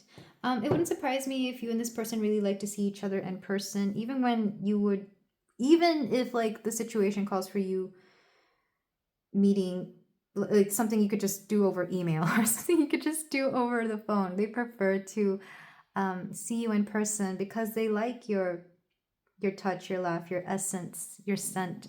They like things about you. I'm sorry if you heard my stomach. I have not had breakfast yet, but maybe they're also hungry for you, or you could meet at places to eat. There's going to be a particular conversation you have where they want to see you in person about it. So even though you think it's going to be something that could be said, over the phone, they'd rather just talk to you about it because they like to see you. They enjoy you. But this is where I leave it, Pile 3. Thank you so much for letting me read for you. If you feel like doing so, you can like, comment, and subscribe, and I will see you in the next reading. Take care. Hello there, Pile 4. I think, yeah, this is Pile 4. If you chose the garnierite, then we have a reading here for you about what your crush thinks about you. What does your crush think about you? What thoughts they may have about you? How do they view you? Both internally and externally, though most of my readings I tend to focus on the nature of your relation to them, as well as your personality, and sometimes physical appearance comes through. We're going into the tarot, of course, to see whether they will make any action towards you, or if we're just going to see what's up with them, if they're going to come through, if they feel the same way about you. So first card we have is this one. A message for you. I'm thinking of you this very moment. Your love fills me with light. I love you. Okay, Pile 4. That was very direct. Very direct. And very, for some of you, you might already be with this person, but you probably clicked on this because you wanted to be cute, and you were like, okay, I have a crush on my boyfriend, girlfriend. What do they think? Only take that if it resonates. We have the Muses, inspiration. Okay, Pile 4. Are you sure this is just a crush? Because I feel like this person kind of has a thing for you. There's a feeling here that they adore you, and maybe they've already told you this. I feel like you It could be that you have a crush on this person because they also have a thing for you. Let's go ahead and get the rest of your cards. Not to feed any delusions. But like I said, some of you might already have a thing with this person. The song I have stuck in my head for you, I'm going to go ahead and say it. It's by Rita Payes. It's called Algo Contigo. It's in Spanish, of course. And the song is about, it's about time that I tell you that I would die to have something with you. So there is a feeling here that there's been like some confession of love, perhaps. Take that if it resonates. Very interesting, but okay. Let's go with it. What do they feel about you, Pile? Pile 4, we have reunion. This card stands for reunion with your family and friends. There is a feeling of harmony and celebration. Significant people from your childhood and or past lives could be coming back into your life for a particular reason. It could be that you currently or recently have gotten in contact with this person. And if you've already had a past with them, you could want to try this again. I mean, it's not uncommon for people who have broken up and for some time to get back together, just to give themselves time apart to see whether they really want to be with each other or not. This could be your person, it may not. Reunion also makes me think that whenever I get this card, I think of somebody who meets somebody through friends or family at a gathering or when they least expect it, and then they just hit it off. So you could have known each other through friends and you reunite because of friends, like you both come together at the same get-together or something, like the same party. You just both happen to be there. We also have new love. A new door to love will soon open for you. New love for you is on the way. This can also be a new phase in a relationship. Enjoy the excitement. Yeah, for a lot of you, if this is a new person, you will know. And for some of you, this is like a renewed sense of this connection. There's like a new way of viewing this person. Either they're taking you more seriously or they're just exploring things that they haven't explored with you before, is what I'm hearing. Because I feel like there may have been some sticky situations in the past, or they could have just been dealing with the wrong kind of people for some of you. Like they left one friend group for another friend group, which I know sounds weird, but I guess some people do that. But that's what I'm hearing. It's that friendships had a lot to do with how they viewed your connection. Because it feels like maybe their friends didn't like you and they were being just a little bit too loyal to their friends, or they were trying to be in some sort of circle that they just wanted to be in, but they didn't take into consideration whether these people were good for them or not. And maybe at one point they thought they were, and now they don't. Take that if it resonates. It could also be family. Family can have such a huge influence on our relationship sometimes. Not for everybody, of course, but if they had family that told them not to be with somebody like you, and now they've decided they don't really care for that mentality, they could decide to take a next step with you to pick up where you left things off, essentially. Let's get more cards. We have transits, yeah, and Saturn. Oh, not the Saturn return. Because a transit is the planets going in their usual cycle. We have transits every day, or yeah, most days. I mean, the moon transits in every sign every 30-ish days. It stays in one sign for 2.5 days and then it moves on. Sometimes more, sometimes less. So transits are things that happen in cycles, things that happen regularly. This would be a Saturn return. I'm hearing that very strongly. So this person could be having that, and that usually happens between the ages of, I think it's 26 to 30. It would all depend on where it is in their chart and how it's happening. Of course, they could be the age of 24 as well. Maybe. Can it happen at age 24? I don't remember. But it also happens, believe it or not, in your 60s. I forget what time. And this says 55. So regardless of your ages here, I feel like somebody here is learning a hard lesson. If they are not going through a Saturn return, they could just be learning a very hard lesson. I went through my spiritual awakening through Saturn return. Saturn return was very... it's a wake-up call, essentially. It's like if you don't have your ish together, then life will be very difficult. And mine was to some extent in the oddest ways. And I feel like your person is going through, like I said, difficult lessons. They've learned things and they're coming back a changed person, a better person. Honestly, not saying that they weren't that great before, but I feel like it's kind of like they've been humbled. They've been humbled by life and the things that have gone on around them. Let's go ahead and get more cards. So how do they view you? I feel like you were kind of part of that lesson, because this is a reading for how they view you. And yes, you're an inspiration. I'm seeing though that you inspire them to be their better self, because for a lot of you, they kind of want to follow in your footsteps, especially if you're like slightly older than them, or if you've already gone through things that they've gone through. They kind of wonder how you do it because they're finding it difficult to do so. We have Cobra. Oh, interesting. I'm thinking of a snake charmer. I'm thinking of, you know, the I hope this isn't like an offensive stereotype, but like when they bring out the flutes and the snake gets entranced by it, you're very entrancing to this person. I feel like they think you're a charmer, regardless of whether you think this is true or not. This is how they view you. Like, to them, you charm them. Like, they like things about you and they kind of wish that they didn't, because this is being hypnotized. Yeah, because I'm seeing the scene in the Jungle Book where, who's the snake? I've never seen that movie, but I've seen snippets of it, and how the snake gets hypnotized, or is he the one hypnotizing? I don't know, but they see you as a charmer. Not sure if that's the actual meaning from the book, but let's get another card. We have cheetah. You know what? These are rather sexy animals. Because when I'm thinking of a cheetah, I'm thinking of like cheetah print or leopard print, or like how svelte they are. You know how they just move really fast? This person thinks you move on very fast, or that you're always doing something. Of course, your actual movements could be very quick, and they may like that. They like that you always have like a speed about you. If you've been intimate with this person, they may like that about you too. Because it's a feeling of like, there's something wild about you. Also something a little bit deadly.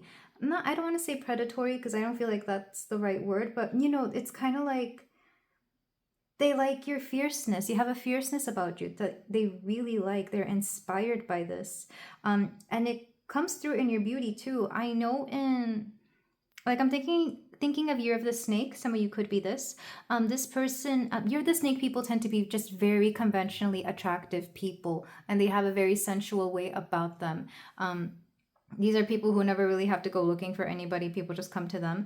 That's how they see you. Like, they see you as very attractive. They see you have that natural sensuality to you, and to them it's perfect because it's not too much and it's not, you know, not enough. Like, they see your sensuality and it's hard to ignore. For some of you, you may have already been intimate with this person, like I said, if it is a reunion, because there's a feeling that they want to know who you're with, if anybody. A little territorial here. Let's go ahead and get your cards, your Romeo and Juliet cards for pile 4. How does my pile 4's crush see them? Masquerade Ball, a night of passion, embracing a whole new identity. Go, girl, seek happy nights to happy days. Nay, gentle Romeo, we must have you dance. I love this. If I remember correctly, is this the scene where people are like trying to push them together? I can't remember if they are or not. I like, it's been a minute since I've watched the play or movies or read the book. It's kind of like the universe is kind of conspiring to bring you two together for a reason. With Masquerade Ball, it could be, I mean, it could literally be like a costume party. I'm filming this in the middle of October. Or maybe some sort of costume party was important. Maybe that's where you met them again. Maybe that's where you reunited. Yeah, for some of you, I'm seeing that scene from is it the original Batman series, movie series? The Tim Burton ones, where Catwoman and Selina Kyle and Bruce Wayne meet at a masquerade, and they're the only ones not wearing the masks because, you know, poetry. But there's a feeling here that you will embrace a whole new identity. Somebody here is going through an identity shift. I really feel it's your person, because this crush doesn't feel like a crush. It feels like you're wanting to know about either somebody who's come back into your life or an ex that seems to be interested in you again. So take this if it resonates. A night of passion could also mean that you guys just want to hook up or something, which, you know, Do so responsibly. Do so if you know you are mentally prepared for that. Let's get another card. It's interesting that I had to emphasize mentally prepared. We also have Oath of the Moon, Vows of Love. Oh, swear not by the moon, the inconsistent moon that mostly changes in her choice in her circle orb, lest that thy love prove likewise variable. You know what's just funny? You know what's funny? I was just talking about how the moon has its phases. It transits in every sign every month. It lasts about 2-ish days. So something about the moons could be important if you keep track of like your lunar cycles here. It could be important, like look at what moons you are more likely to come together and what moons you're more likely to not spend time together. It could also be that your moons aspect each other very strongly, which means that emotions will run high in this connection, which could be either a good or a bad thing. But I feel like you and this person have a very emotional connection, and that could be part of the reason that they are coming back around, because our moon is where we feel comfortable. Our moon is where we feel at home. Over time, they say, especially as we age or even within our own houses, we tend to resemble more our moon sign. So if you come into my house, of course there's tarot stuff everywhere. I have moon in Pisces. Of course there's a yoga mat in my living room. Of course there's, incense and candles. And I kind of wanted to say like mermaid imagery, but that's not really my thing. But some moon in Pisces could have that. So I feel like you are very comfortable with this person. There's a sense that you could both go places here, or that you could move in together. Maybe that's what some of you want to do. But let's go ahead and get your last cards. How does your person view you? How does your crush view you? Pile 4. I just feel like they want you back. I'll be honest. We'll look into the tarot to see how sound of mind that is, because I can already hear that some of you are like, ew, no, and if so, you've already clicked off. Hopefully, we do have other piles for you. And then for some of you, it could be your friends or family or somebody here saying, we have unappreciated. I think in the past you felt very unappreciated by this person, or they understand that they have not been very appreciative of you. I feel like you would hear this directly from them, that they know they didn't treat you right. Let's get 2 more cards. I'm loyal. Okay. There's a very natural loyalty to you. This person for some of you, this person may have tried to move on and they just felt that they were being disloyal to you, which I know sounds silly, but that's what I'm hearing. We have wild. I was kind of getting this, especially with the cheetah and the cobra. There's a wild side to you that they really adore.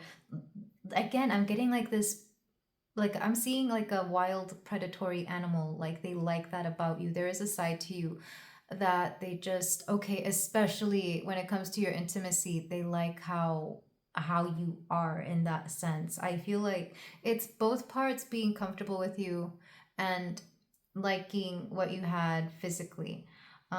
But at the same time with Saturn here, I feel like this person is trying to be serious about something, or they want to get serious about something. And I feel like this seriousness comes with you, especially with vows of love and a whole new identity, embracing a whole new identity, and a Knight of Passion. We have Fairy Woman. For some of you, you could have opened you could have opened this person up spiritually. Or open their mind about spirituality in some way. Take that if it resonates. I know that's not everybody, but I do get this very strong undertone of this person has decided to take up things like meditation. Don't be surprised if the next time you see them, they've decided to do something that that you have always told them to do.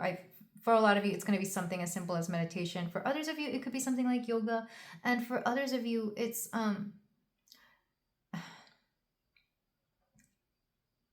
this is gonna sound weird. If you do tarot and they decided to take up tarot, they might do that. For some of you, it could be other tools like runes or like a pendulum, like something you have showed them, and maybe at first they didn't believe in it or they didn't do it, but then they started doing it, and it's like maybe that's how they open up to you, is by asking you about For example, a tarot card, they might take a picture of it and be like, what does this mean when this comes up with this? So I do see some of them trying to be very sly about this. They're going to try and slide into those DMs asking, so what does this card mean?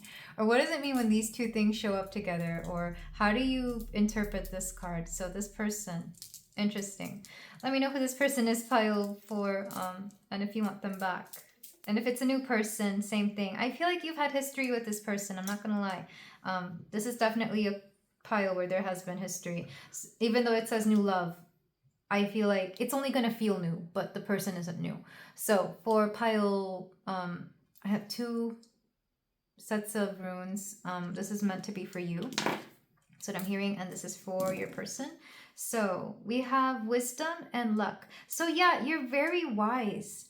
Sorry, this is victory and luck. Okay, so you've currently, but the fact that I said wisdom so confidently, I feel like a lot of you are full of wisdom, but you've recently been very lucky to succeed in something. I feel like you have, I'm hearing some of you may have won the lottery, or you have struck gold, or something good has happened to you recently.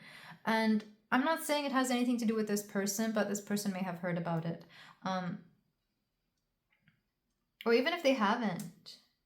You know what this is? It's when life keeps throwing good things at you. It does it over and over again. So maybe you did win a particular thing, like maybe it is a lottery, or maybe you've recently come into some sort of really good luck, like either an opportunity that not everybody gets, or you may have there's just good things happening for you when this person comes around. And for this person, we have Therisas. You're very protected from whatever this person has going on in the future. Yeah, going into the future, you're protected from this person, or you have a very safe future ahead of you. Another way I'm reading this, though, is that this person, I feel like their guides, their angels or something, they want to make sure that this person is safe, so they know to send them to you, because with you they will succeed, is what I'm seeing. It's kind of like they're going to learn from your success, and this person will in turn also learn. So I feel like this, like I said, there's a faded feeling to this connection, but you're both divinely protected. It's kind of like this person's protection, I'm hearing their protection plan covers you as well. It feels like insurance. Is this spiritual insurance? They fall under your plan. Okay, I like that. That's kind of hilarious. Universe. Okay, let's move on though. If this sounds like your person, if this sounds like a scenario that you want to go through, let's move on to the tarot. Because for some of you, if you see like an X show up in a reading, you're like, no. And I never channel X's on purpose, but they've been coming through a lot in this particular reading, because some of you have crushes on people that you used to have things with. No judgment here. I just feel like if the feelings don't go away, there's got to be something there. We're using the Star Child Tarot. So for my pile 4, the first card is going to be what they think of you. Just another card to let me know anything else that they may think of you. I am sorry if the screen has been fuzzy and out of focus this entire time, pile 4. I just realized that it was on lock. Okay, so pile 4. What does my pile 4's crush think about them? Knight of Wands. Man, this person is just really into you physically. I don't know what else to tell you. This person is really into you. I feel like they're going to make the first step. They're going to make the first move. Don't worry about it.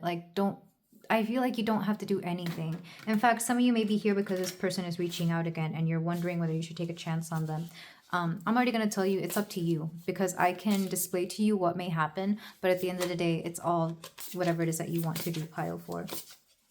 I feel like I don't always express that enough in these readings, because I assume people will do whatever they want regardless of what a reading tells them to do. But yeah, it's always your choice. You have freedom of will. This is how they are viewing you. 3 of Pentacles. You and this person used to collaborate a lot. You and this person used to work well together. This would be the kind of chemistry, because when I say chemistry, I really mean compatibility. It's the kind of compatibility that you have when you work really well with somebody. You know how when And I see this a lot in the workplace. I'm going to take this example. When you're in the workplace and you work with certain people, even if you don't like them, you move smoothly and you know how to move and work together.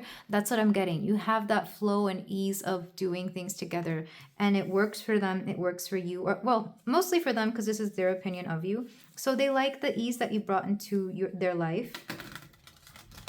Like it just worked. Whatever it is that you had, it worked.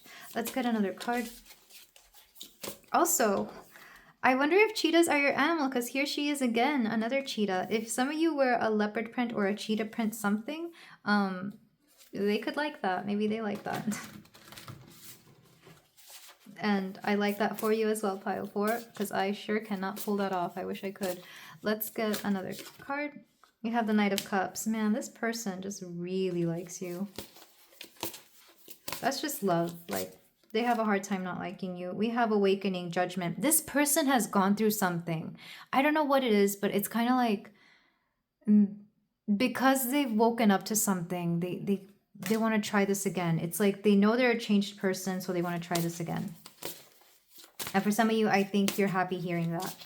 And for some of you, you still are kind of cynical about it, and that's fair. We have Seven of Wands. They're taking accountability for a lot of the things that they've done in their past. It's kind of like they're trying to attune for their sins, or atone for their sins, through you and with you. Or they feel, it's kind of like they want to give this another shot because they feel that whatever they did to you in the past wasn't fair, and they're willing to, either they're willing to change or they already have changed. For the majority of you, they already have changed. And that's why they want to give this a shot, because they would never just, well, don't take this the wrong way. They wouldn't just change for you. There would have to be other reasons as to why they would make this change. And whatever this change is will vary for everybody. For some of you, it's like maturing. It's emotional maturity. For some others of you, it could be like a health situation, because I've actually seen this in marriages where there would be somebody, a partner, who wants the other partner to be healthy, not just for their own sake, to be healthy, but because it would be hard to keep up with them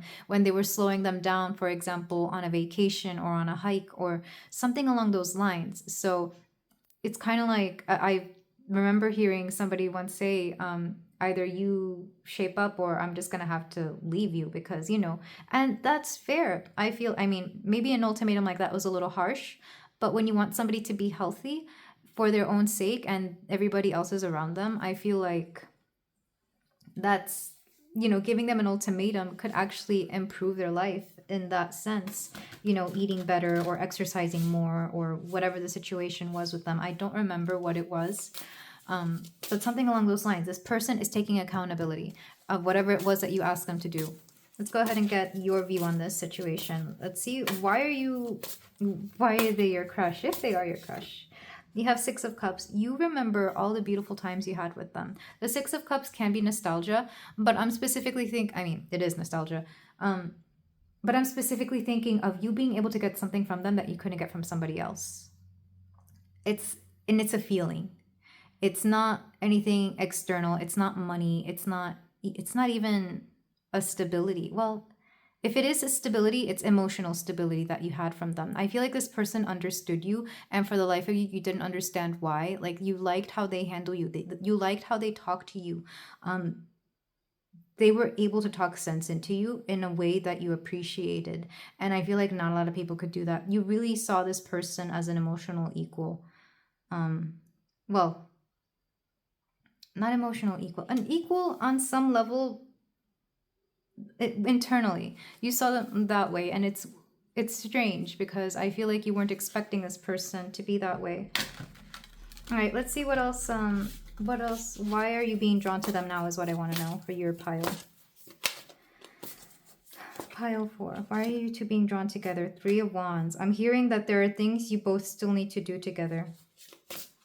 There's something that needs to be played out, or something that you are both meant to do together. It could be a soul contract. It could be that you were meant to be together this whole time, and that's what you're trying to do. But regardless of whether this is meant to last the rest of your life or whether it's meant to last a short time, you are meant to do something here. And I feel like in this second go around, if it is a second go around, it will happen. Let's get another card. We have Perspective, the Hanged Man. I feel like you've changed your mind about certain things as well, because they've gone through the biggest major change, but you've gone through your own changes as well. And I feel like yours are not as severe, but I think you look back on certain things in this connection and you realize yourself that you didn't always do everything, or that you weren't really listening to your intuition regarding certain situations. Therefore, it kind of cost you something. Because the High Priestess, you're very intuitive, pile 4. You're at a tarot reading. It's within you. At the very least, you trust the power of intuition. Even if it's not my own, it could be yours. So there's a feeling that for some of you, you feel your intuition failed you. But the truth is you were caught up in something else, or you were choosing to play out certain, I'm seeing certain patterns, or maybe a blockage that you just couldn't undo, but you've already undone that blockage, or you've already broken that pattern somehow. And because you've done this person has come back around. Like I said, for some of you, this person might be temporary, but for a lot of you, you are meant to play a bigger role in this person's life, or be with them if it is something you would like to do. Let's get another card. Advice about your actions towards this person, if any. Because this person is definitely coming towards you. I mean, we have the Knight of Wands and the Knight of Cups. So not only are they coming towards you, they're going to be honest about a lot of things emotionally. You got 2 cards. You have the 8 of Pentacles and the 8 of Cups. Both of these are cards of inaction. So I feel... Well, no, because the 8 of Cups is moving on emotionally. And you could read this 8 of Cups card as either move on from the past, like whatever happened in the past, whatever happened there, you either have to forgive or let go. And if you can't do that, you can always just move on from this person, because the 8 of Pentacles is something that you worked hard for. I feel like whatever it is that you worked for within this connection, or everything that you've built up here, is worth saving, is worth something, but it's also okay if you move on. But the main way I'm reading this is that you have to move on from whatever grudges you've held within this connection previously. Mainly the grudges that you know were not that big a deal. Because for some of you, it could have been certain things that just drove you crazy, whether it was like small habits or patterns, or the fact that they couldn't always make time for you. There's going to be like an exchange here, a compromise, essentially. What you have to do is compromise. But they are both, to me, they're both cards of inaction, because the 8 of Cups, you've already moved on from something emotionally. So you have moved on from things of the past here emotionally that you can start anew, or you have to, in order for this to flourish, because the only other option would be to move on from this connection, and if you decide to reject it. So you have several options here. Let's look at the back of the deck. We have the Knight of Pentacles. I feel like what you really want to know is whether this person will be there in the long run, or whether this person is going to take their time again. For some of you, it could have been the timing. Like maybe this person couldn't make up their mind about you fast enough, and you felt that you had given it enough time. Underneath that, we have 5 of Cups, and you never really left each other's minds. Yeah, so it wants to be upright for a lot of you. You're wondering if this person will stay. There's something here about patience, because a Knight of Pentacles can be patience. This is both your person asking patience from you and you having to have patience with them. So like I said, there's a bit of, it's that compromise that you have to do with this, within this connection. But it is fated. But again, just because something's fated doesn't mean that you don't have free will of choice here. So let's move on to your closing advice. Well, let's move on to the channeled messages from your person / closing advice, because I feel like the channeled messages will have advice for you. So pile for your crush. What would they like to tell you? For some of you, this person is very communicative with you. They really are being very honest with you. I'm not saying that they weren't before. It's just they're not honest with everybody for whatever reason. And when it comes to you, they can't help but be honest. So if they don't speak to you, it's because they don't feel like having to be vulnerable with you. Because it's very easy for the both of you to be vulnerable. That's where that moon connection comes from. When you have moons positively aspecting each other, it's vulnerability. I am getting my financial situation together. So this person, maybe their finances could have been a problem, and this is something that they're fixing so they can be with you.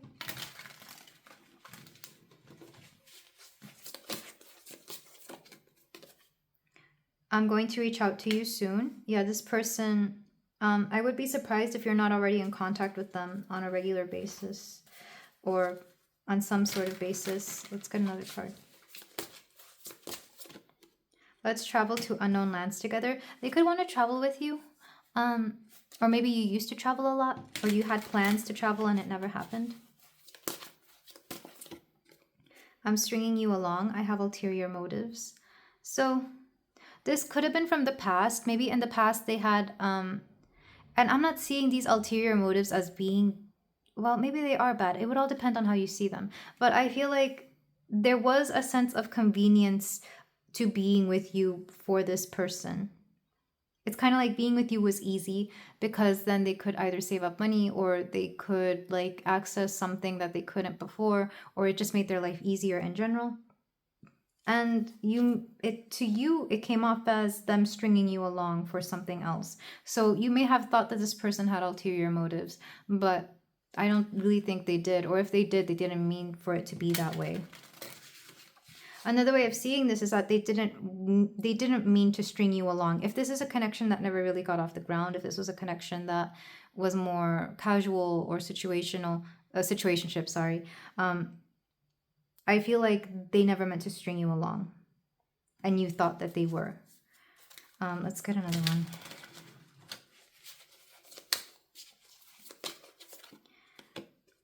I'm lying. I'm not over my ex. In the past, they may have not been over their ex, but now I feel like they are.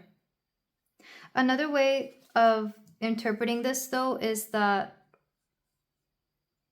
they still could have been talking to their ex, but they didn't want to tell you because they didn't want you to think anything of it. It's like, yes, they were still talking to their ex, but they have absolutely no feeling or intentions of doing anything with their ex anymore.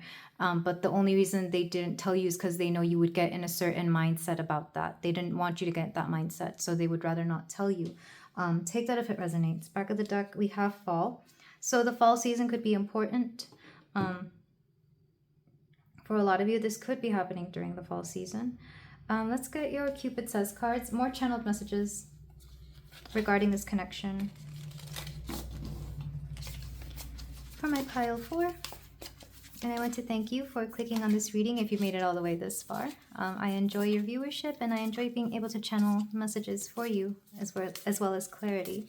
So that's the one. Okay. For some of you, this person really thinks you're the one. For a lot of you, this person sees you as the one. Don't give up on us. This person just really wants you to give us another shot. Let's make magic happen. Like I said, there's something spiritual about this connection. There's something magical almost. Not if I can help it. Maybe in another time, in another life. So it's kind of like you have choices here. The fact that these two came out together, it's like you kind of have the choice. If you want them to work hard for this, you can let them. But for some of you, you might decide that you want to move on from this, because even though I know you came here for a crush reading and you still have a crush on this person, you may decide while with them that it's like it's not meant for you, or it's just not meant for this lifetime, because I do think that you both have some love for each other here. I know it's love, but, and a big but there, because there's love here, but it may not be what you need at this moment, or it may not be something that you want. It will all depend. Like I said, you have freedom of will here. And I'm really sorry in the back. This person is sorry for a lot of the things that they've done in the past, or things that they haven't done. For some of you, it could have been something that they didn't do. But this is where I leave it, pile 4. Thank you so much for letting me read for you. If you feel like doing so, you can like, comment, and subscribe. And I will see you in the next reading. Take care. Hello there, pile 5. If you chose the clear quartz turtle, then we have a reading here for you about what your crush thinks about you. What do they think about your appearance, your personality, your energy, and the overall, your being, essentially. Whenever I do these readings, I tend to focus more on personality. I tend to focus more on how they view you as a person, as a romantic person, option, a romantic option, if that's what they want with you. And of course, whether they're going to take any steps towards you, any actions they may take, or actions you can take within this particular crush scenario. So We have our little cute clear quartz turtle here, and I can't really show the images of the two Lovers Oracle cards because they have nudity. But the first one, the image that you saw in the beginning, it is important right now to take a step back and spend some time alone. Instead of placing your focus on another, now is the time to give to yourself. For a lot of you, I feel like you're taking a hermit mode kind of approach to love right now, or dating or romance. I feel like right now it's not at the forefront for you, or you don't seem to really it's not that you don't care, but it's not important to you, or you're making it a point to withdraw, maybe to heal from some past patterns in relationship, or maybe to really understand yourself better. I'm kind of seeing that a lot of you are either going through some sort of therapy where you're specifically addressing why your relationship seemed to end up being this way. It could also be through self-help books or podcasts, or something where you're learning about the dating experience or the human experience for some of you, because it's not just meditation that I'm seeing in this time apart, or even like an energy healing or going through your romantic blocks. What I see is that you're trying to get a better a better understanding of how people function, how they like how the dating world is right now. Because for some of you, I feel like you haven't been single in a long time.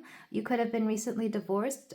For a lot of you, it's been a while since you've actually tried dating. So it's kind of like, it could be that maybe you're just getting to a point in life where you don't date the same way you used to, because dating in your 20s, early 20s, is very different from dating in your early 30s or mid 30s. And then, of course, there's also life, other stages in life. I can only talk for 20s and 30s because that's where I am. But dating in your 50s, dating in your 60s, past the age of a certain, it's different for everybody. So I feel like for a lot of you, you're trying to navigate romantic waters. But then we also have Sacred Union, and I need to show some of the card. These are two people embracing, nude, of course. Something about vulnerability with somebody here. Sacred Union.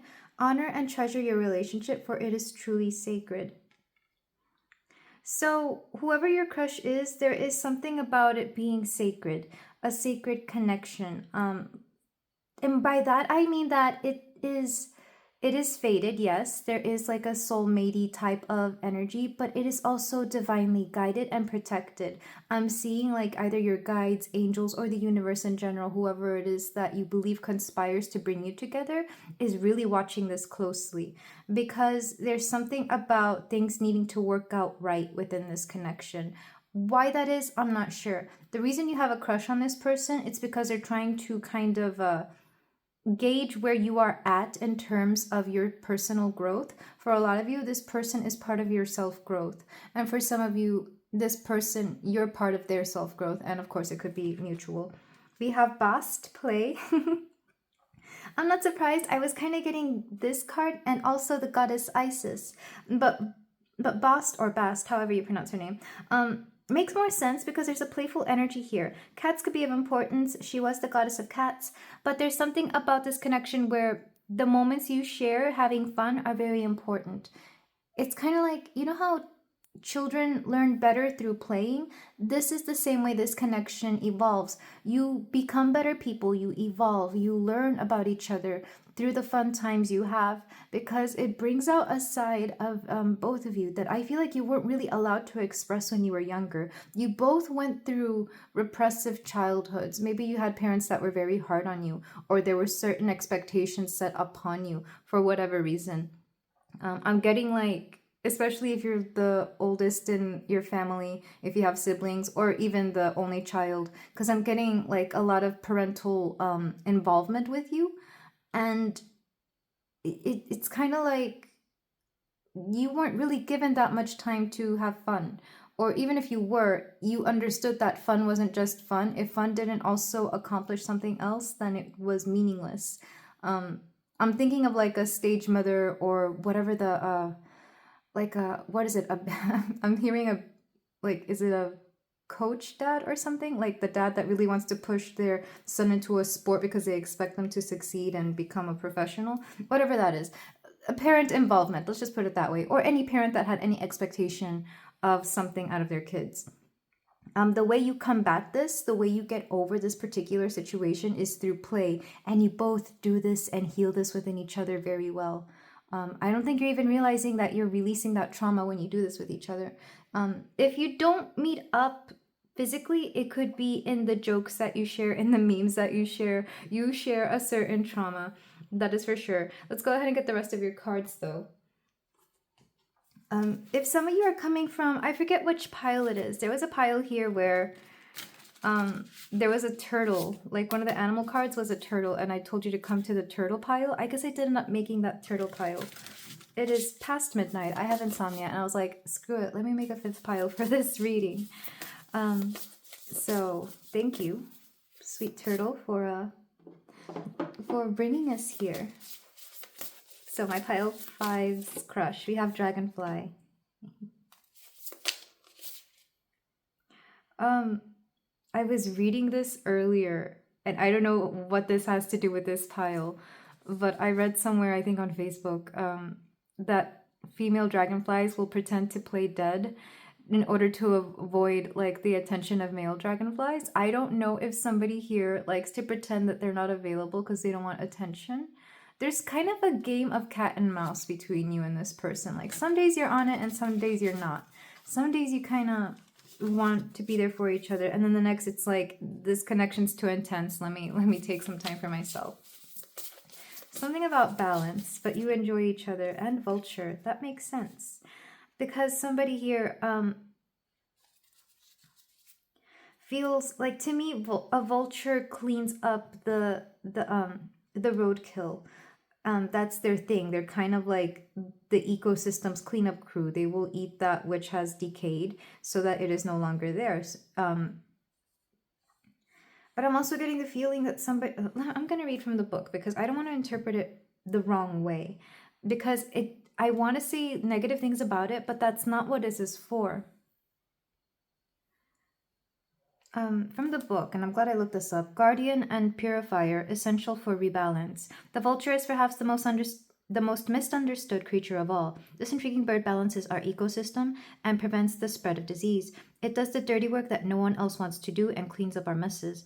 The vulture appears when there's a situation that needs to be purified or brought back into balance. Remember, the vulture is greatly undervalued. What you thought was a mistake or a tragedy is a blessing in disguise. Yeah, that's what I'm getting. Like something seems on the onset to be a bad thing, and then you realize that it was actually a blessing. So this person, you may want to avoid them at first. I feel like you don't want anything to do with them because, like I said, you're kind of in a hermit mode. You don't really want love. You don't really care about it. You've been hurt too much, and you understand that you're too hurt to be in a relationship. And yet you can't help but partake in this person. It could be witty banter, like maybe you both just, anytime you come together, it's great fun. You both end up laughing, or you both just, it's fun. And this is how you release your traumas. And you may decide to play dead, but joke's on you because this person, the vulture, comes and eats the dead animals. So it's like, oh, well, you can act dumb all you want, or I'm still here for you. I still want this. This person, very into you. I'm going to say that. Also with Bast, I'm thinking, because when I think of her, I think of like a very stunning woman, a woman that has lion-like or cat-like features. So you could have cat-like features yourself, or you could be of the, the black cat archetype, which, you know, like you come off as cold and you have a little bit of a dark look to you, or maybe even low-key goth kind of look to you. But it's cute. Like they like this. They like this. If you're playing hard to get with this person, they like that because they like a challenge. Like to the point where there's something mentally stimulating about this person. I can't remember if the pile that I did previously, the one that I told you to come to here, was similar, but if so, that's just confirmation. I feel like it is, though, because I want to say that was a positive pile. Let's go ahead and get the rest of your cards, though. For my pile 5, we have self-centered. This person really, you know what? You come off as like a mean girl or hard to get, and ice queen cold and like a little bit full of yourself, this person likes it. Like, this person likes it. And I think at first they don't like it. The self-centeredness makes me think that they do think you only think about yourself, or that could be their first impression of you, is that you only think about yourself. But then the more they get to know you and like the icy exterior melts, they're like, oh, they were actually doing this to just take care of themselves. Because then we have loyal. This person is understanding that you are capable of loyalty. I'm not sure if they hear about what you've done. This person is new. I should let you know that this person doesn't feel like somebody you've known before, because when I'm tapping into how they view you, they're trying to get to know you. They're trying to get to know you, and I feel like this loyalty, either you show it through how you treat your friends or your dedication to your work. Something about you seems very, very somebody that they can rely on, even though you are a bit self-centered. It's kind of like they're realizing that you actually just value, you have a high sense of self-worth, and that's a good thing. And maybe at first it triggered them because they're like, who does pile 5 think they are? But then they realize, you know what, that's fair, because they should value themselves. We also have back of the deck aligned. So I feel like you are very aligned at this time, or they may see you this way. I'm not sure how much they know about your spirituality, if you have any, like if you delve into spirituality, but I do feel this person thinks that you are on the right path, that you know what you want. You are just very sure of yourself. You don't really seek outside validation. You don't seek, or external validation, however it's said. You don't seek that. You're very secure. And to the wrong person, this may seem as being full of oneself. In the bad way, because to me, when I say being full of oneself, I mean like being authentic in your power, in your energy. This person, like at first they misunderstand you, and then they get to understand you, and it's like, oh, that makes sense, which is very interesting. Let's get the rest of your cards. We have transits. You're going through a transit when you meet them. You are going through something when you meet this person. Like, I think this person may understand that. Maybe you've even told them. Maybe you've been very upfront with them. You may even say, I'm not in the best of places right now, but I like, especially, I don't know where you know this person from, but I feel like they try to connect with you at first, and then you tell them you're not in the best of places, and then they come around. Or they give you your space and respect, and then they come around. We have square, semi-square, tension. This is tension. Yeah, there's tension either at first, or there's some sort of tension. I mean, it could be, you know, physical tension, if you know what I mean, but I feel like you may get off on the wrong foot just for a little bit, or you just rub each other the wrong way. There's something here about like friction. It's like, I don't know if I like this person, or oh, that person comes off this way. But it's just triggers letting you know that this person, like I said, you were meant to change a perspective within each other when you meet. We also have conjunction, alliance, and see how that works. It goes from tension to alliance. It goes from things being weird at first, and then like there's ease and flow. They just had to understand you. And I feel like it all depends on the circumstances of like where and how you met, or where it is that you frequent. I feel like, especially if it's something online, it could be easy to misinterpret the things we say online sometimes, because we don't hear the tone in the voice, or the sarcasm, or the, you know, whatever a voice can imply whenever you hear it. Let's get the rest of your cards though. For my pile 5, these are the Romeo and Juliet Oracle cards. So far it feels like they're on the fence about you. There's definitely something that they like about you, but sometimes you just, I don't know, it's a little bit all over the place. It's a little dramatic. Okay, we have dark deal, reject, marriage. Okay. Like I said, it's a little bit all over the place for you, pile 5. And I don't know what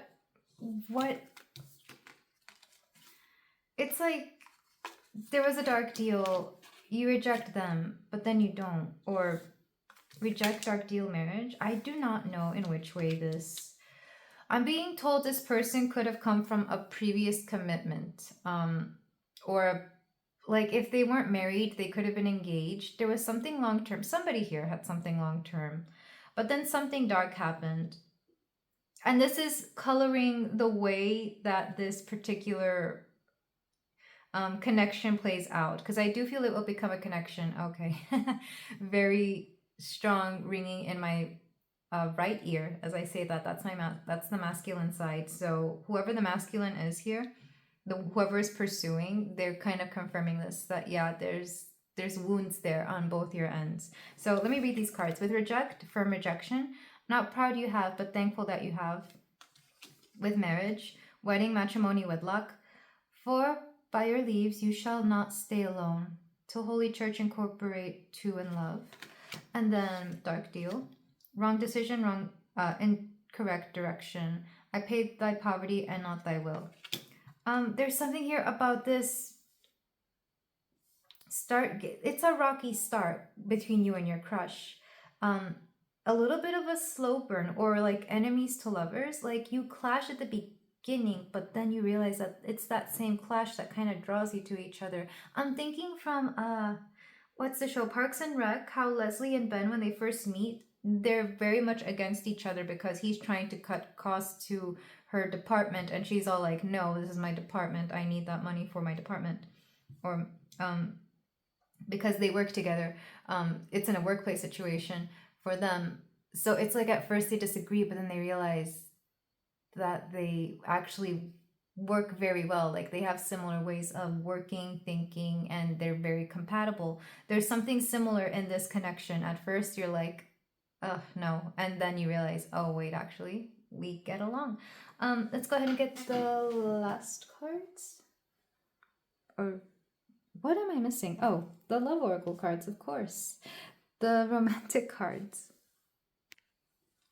And I guess that makes sense, because I feel like for a lot of you, if this is like a hot and cold connection, if this is on and off, or if this is like, will they, won't they, or do they really like me, or is this particular friction between us going to get in the way? That makes sense. So let's get some cards from this one.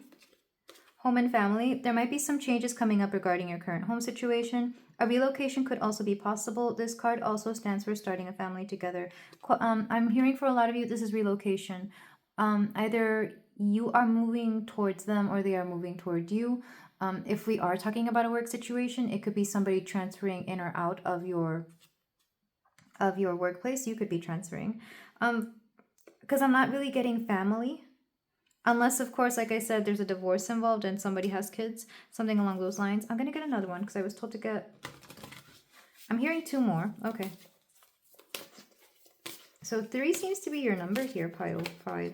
Healing. You are in a phase of healing your heart. This can be from a current event or any old emotional pattern that needs to be released. This is a time for self-care. Yeah, I was getting that very much so. That's part of the reason why you're spending time alone. It could be this person that is spending time alone, but I feel like for a lot of you, it's you. Rigid. There are invisible walls around you preventing love to come in. In order to experience love, you need to open yourself up and let your guard down.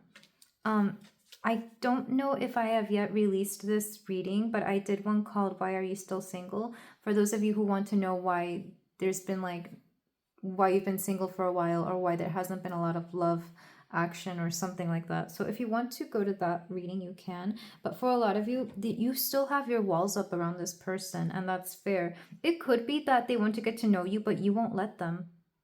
And sometimes you may even come off as standoffish. Like, I feel like you really don't want to give them the time of day. I want to know why you like them, though. I want to know why you're here at this reading, pile 5. If you might just be curious, I guess. Or maybe, like I said, there is like a on-off kind of situation, a hot and cold, will they, won't they feeling to this. Let's get some runes to see what they got to say. I'm going to get 2 sets, one for you and one for your person. For pile 5. I want to say this means disruption, and this means friendship. Yeah, that makes sense, actually. There would be a disruption in this connection. If I was to take this particular rune, algaes, to mean you know what it is? Because I'm seeing how it's shaped. It's like a fork in the road. It could be that you just don't know what to do about the situation, or you just you can't be bothered to make a decision and you want them to make a decision. But the truth is, if you want something to happen, you have to at least state it out loud, that it is what you want. And then for your person, we have Taurus, which has been coming out in a lot in this reading. There's a lot of people are being very victorious. We also have Rido Journey. They could be the one who is moving either toward you or away. But I feel like for a lot of you, it's towards wherever you are. So I just realized these two runes look like N and Y. So somebody here could be from New York. And this, if you do this, it looks like RT, route. Something about, if New York is important, then you could take that. But for a lot of you, this person is, I feel like they want to approach you, but in a good way. Like they want to approach you and have a victory with you. But you are kind of bringing a disruption here because you're not completely open to it. And I don't think there's anything wrong with that. Take the time you need to heal. This person, if they really do want anything with you, will give you the respect and space you need in order to heal. But I also feel with that, there is some limitation. Like you can't just expect them to stay single forever. Like, yes, allow them, give this some time, but also set a limit on that time. Like, would it be a few months? Would it be up to a year, weeks? It all depends on the situation here. You can't expect this person to wait around forever. So for a lot of you, pile 5, believe it or not, I think you're the one who needs to come to the conclusion of what it is that you want here. Not trying to pressure you into making up your mind. And maybe you do need to see a little bit more of this, but this person, they enjoy you.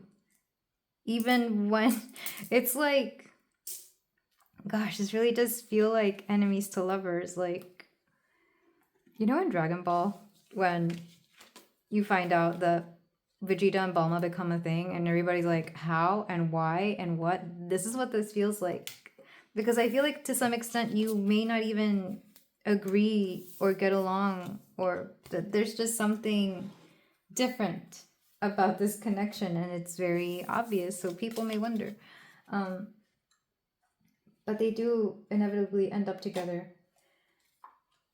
But they also, I think it mostly happened because of the oops baby that they had. So I don't know, I'm kind of being distracted by my favorite ship of all time in anime, in Dragon Ball. But anyway, let's move on to your tarot pile 5, if you're still with me. So your person, what do they think about you? I almost said, what do they like about you? Let's do what do they think about you? What do they like about you? What don't they like about you? Because I feel like there's something that you do that gets on their nerves. Okay. A few things, actually. You may do this on purpose. You might want to annoy them on purpose. The bond you guys have is very fun. So your person, Knight of Swords, they think you talk a lot, but they like your conversation. They find it very stimulating. They like to hear what you have to say because they know it's always going to be something good. Like, not only are you attractive and fun, but you're witty, and they're like, they may just say stupid things to get your reaction or to see what you may say. Because they're entertained by the things you say. I don't know. Even if you don't think you're that witty or smart, like this person thinks you are. Okay, what do they like about pile 5? 8 of Cups. That you do take the time to heal and that you walk away from things that you know are not meant for you. I know that seems odd, but this person, they're kind of the kind of person who, even if they don't like something, they will stick with it because they have a sense of duty to it, or they have a sense of commitment. They see things through. You, when you're not happy with something, you walk away. And they like that. It's like, well, I wish I had that kind of freedom. I don't know what kind of responsibilities this person may have or what they have going on, but they can't just walk away the way you can. They can't just emotionally leave something behind. They value the way you navigate things emotionally. Like, that to them is something I don't know if they struggle with it, or emotions are very interesting to them. Okay, let's get, what do they not like? Queen of Cups. This isn't true. Oh. I need a clarifier for this. It could be that they don't like that you walk away from certain things, and it could be that they like how caring you are. Can I get a clarification for the Queen of Cups? What don't they like? Two of Wands. It's kind of like they feel that you devote all your love and attention to the wrong things. And I wonder how they know this. It's kind of like the Queen of Cups is somebody who is capable of a lot of love, of a lot of tenderness. I feel like they see that you... It's kind of like you feel sympathy for people that don't deserve sympathy is what I'm hearing from them. And I don't know what it is that you've told them, but I feel like it's kind of like if you still deal with an ex somehow, they don't like how you're just too nice to them when they feel that you should have cut them off a long time ago for whatever reason.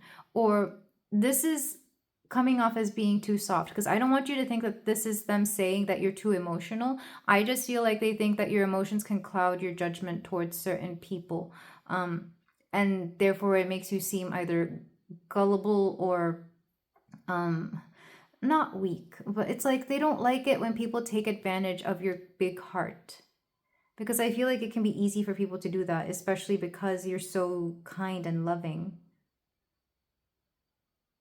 Very interesting. Okay, let's get any actions they may take towards you. You know how when you meet somebody and you just take everything they say and do personally? This is how this this is how this connection feels. Okay. Any will they approach pile 5? I guess let's ask that. The Emperor. Does he want to be reversed? Yes, because you're not ready for an Emperor, or they're not ready to be an Emperor. Whichever makes more sense. Or you're not ready to be their Emperor if you are more in your masculine energy, pile 5. There's a feeling here that this isn't ready. I'm hearing it's not cooked yet. Why am I hearing that? Maybe somebody here cooks. I'm quite literally hearing the ingredients are here. It's on the menu, but nobody's made the order and it's not cooked yet. Maybe somebody here is a chef or used to be a chef. I don't know, but it's funny that I heard that. So they're not ready. You're not ready. Nobody here is ready. I think it's meant to be a friendship for a while, because it does feel like somebody new, and definitely like you became friends for weird reasons. Like you may hate each other, but you still have your everyday banter. And to everybody else, it may seem like you hate each other. It's like, oh, there they go again. They're going to argue about that one thing, or they're going to do that. But the thing is, it's like you're actually building something there. And I'm not here, like, if this particular scenario sounds toxic, or you don't like it, or if you don't believe in the whole enemies to friends kind of thing, or enemies to lovers kind of thing, enemies to friends to lovers, or friends to however it goes, it ends in lovers. If you don't believe in this kind of dynamic, then by all means you can choose any other pile. But I feel like for this particular crush, you like that there's friction, you like that there's something here going on. Somebody here makes somebody feel something that they typically don't, and I feel like that's made them feel alive, and it's been a long time since they felt alive. Okay, let's get one last card. Anything else about this person we should know? Anything else about my pile 5's crush we should know in regards towards them? The Star. They have hope for you. Like I said, I feel like if this does become more romantic, and I feel like for a lot of you it already has, or there's a strong undertone of it being so, they won't wait for you forever, but they do have hope for you. It's funny, I keep coming back to this Queen of Cups. It's like, you know how when you see somebody do something and it's like, why did they do that? But then they realize that they're so fascinated by it, and it's like, oh crap, do I actually like that? How they handled that, even though it annoyed me at first. I think this person has some trauma, again, from a past relationship, and maybe in the past they dealt with somebody similar to you, but seeing it with you is different. It hits different, essentially. Let's go ahead and get your cards, pile 5. Why are you drawn to this person? Maybe you yourself want to know that. Maybe that's a question that you should really ask. I don't know if I've made a reading like that yet. I want to say I have, or if I have, I haven't released it, or I should. Maybe I should make a new one. Okay, why are you drawn to this person? Pile 5. Man, you're reluctant to say anything. We have the Knight of Crystals. Because they're there, because they're dependable, they have great work ethic. They seem stable to you in some way that you need stability. I feel like it's very practical reasons that you find them attractive. I mean, it could also, I guess it could be money. We are talking about pentacles here with the crystal suit, but in this deck, the crystals are pentacles. But I feel like it's more than that. It could also be the body. Maybe they have a really nice body. Maybe it's a little bit of everything. Maybe it's everything that you wanted. And you're kind of annoyed that you're not in the mood for romance right now, because it's like in any other time, you would approach this if you're the one who pursues, or you would allow them to approach you. But right now is not the time, but you like that they are dependable and that they are there. This is somebody that even though you have disagreements, they come through for you. Let's go ahead and get the rest of your cards.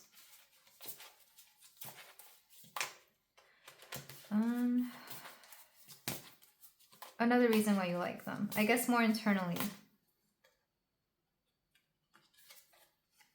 King of Crystals. Well, we have the Knight and the King. Because you see promise within this person. Like I said, they're dependable. And I think the more you get to know them, the more you realize that they really are a lot of what you want.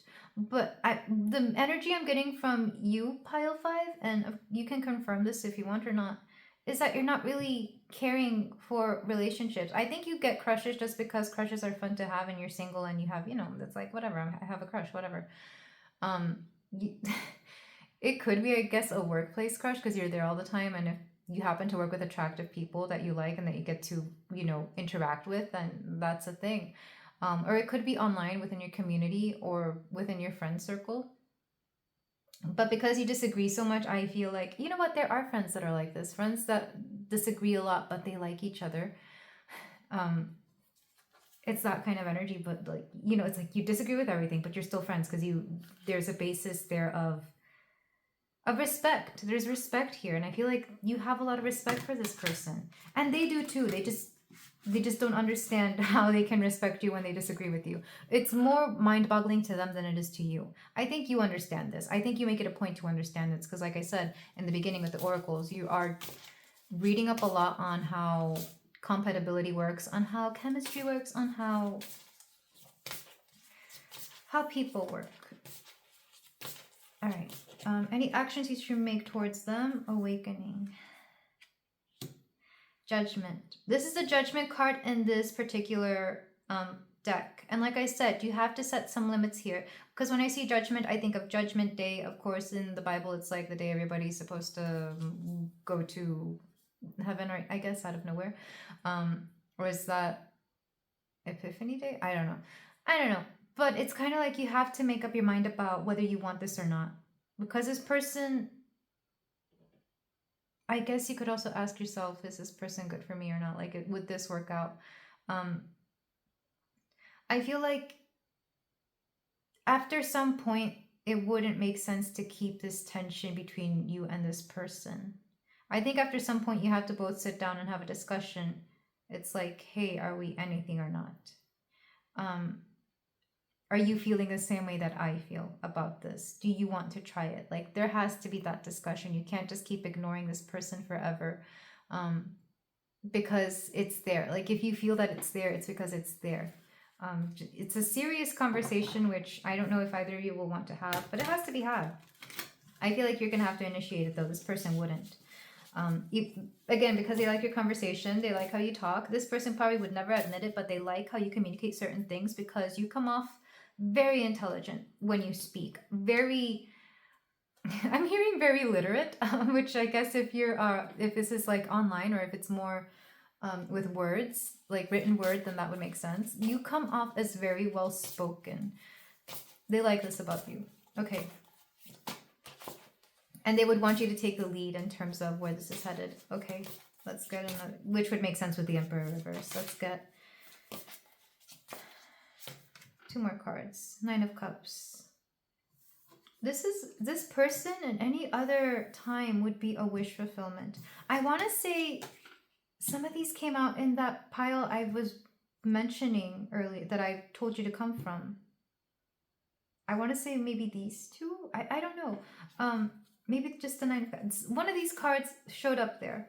All right, let's get another card. This person would be a wish fulfillment, but you're not. It's like, I don't want my wishes to be fulfilled. Why is there resistance here, pile 5? Why? Because, like I said, they won't wait for you forever. Okay, let's get another card. The King of Wands. Look, you're clearly either in need or looking for a king.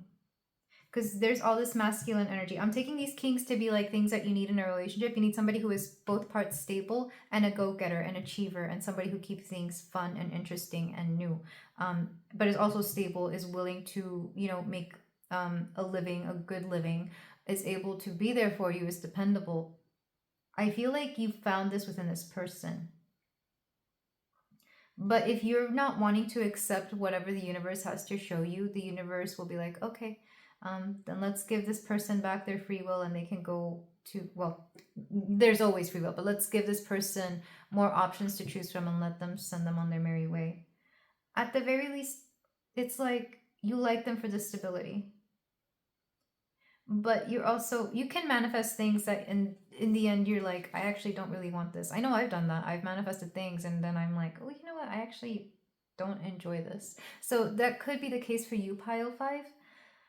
But back of the deck, Ace of Cups, it would be a shame if you didn't give this at least a try. At least one date, at least something, at least have that conversation.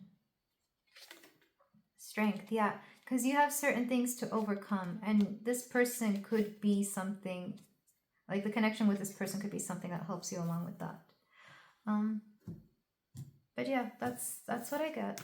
Let's move on to some channels messages.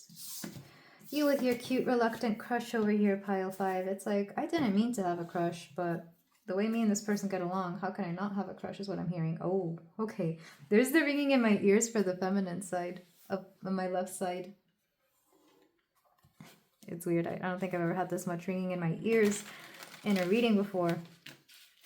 It's not super loud, but it's like 2 instances on each side. Okay, pile 5. Let's get 5 cards. These are channel messages from your person, things they wish they could tell you or things they think about you. We have, I know that I messed up, but I'm willing to do whatever it takes to make things right. Like I said, you get off on the wrong foot in the beginning. But then they're like, I'm sorry I said that. Let me make things right. Let me start over. And when I say start over, I don't think they did anything super bad. It's just like they misread you, they misunderstood you, and they didn't mean to. So, yeah.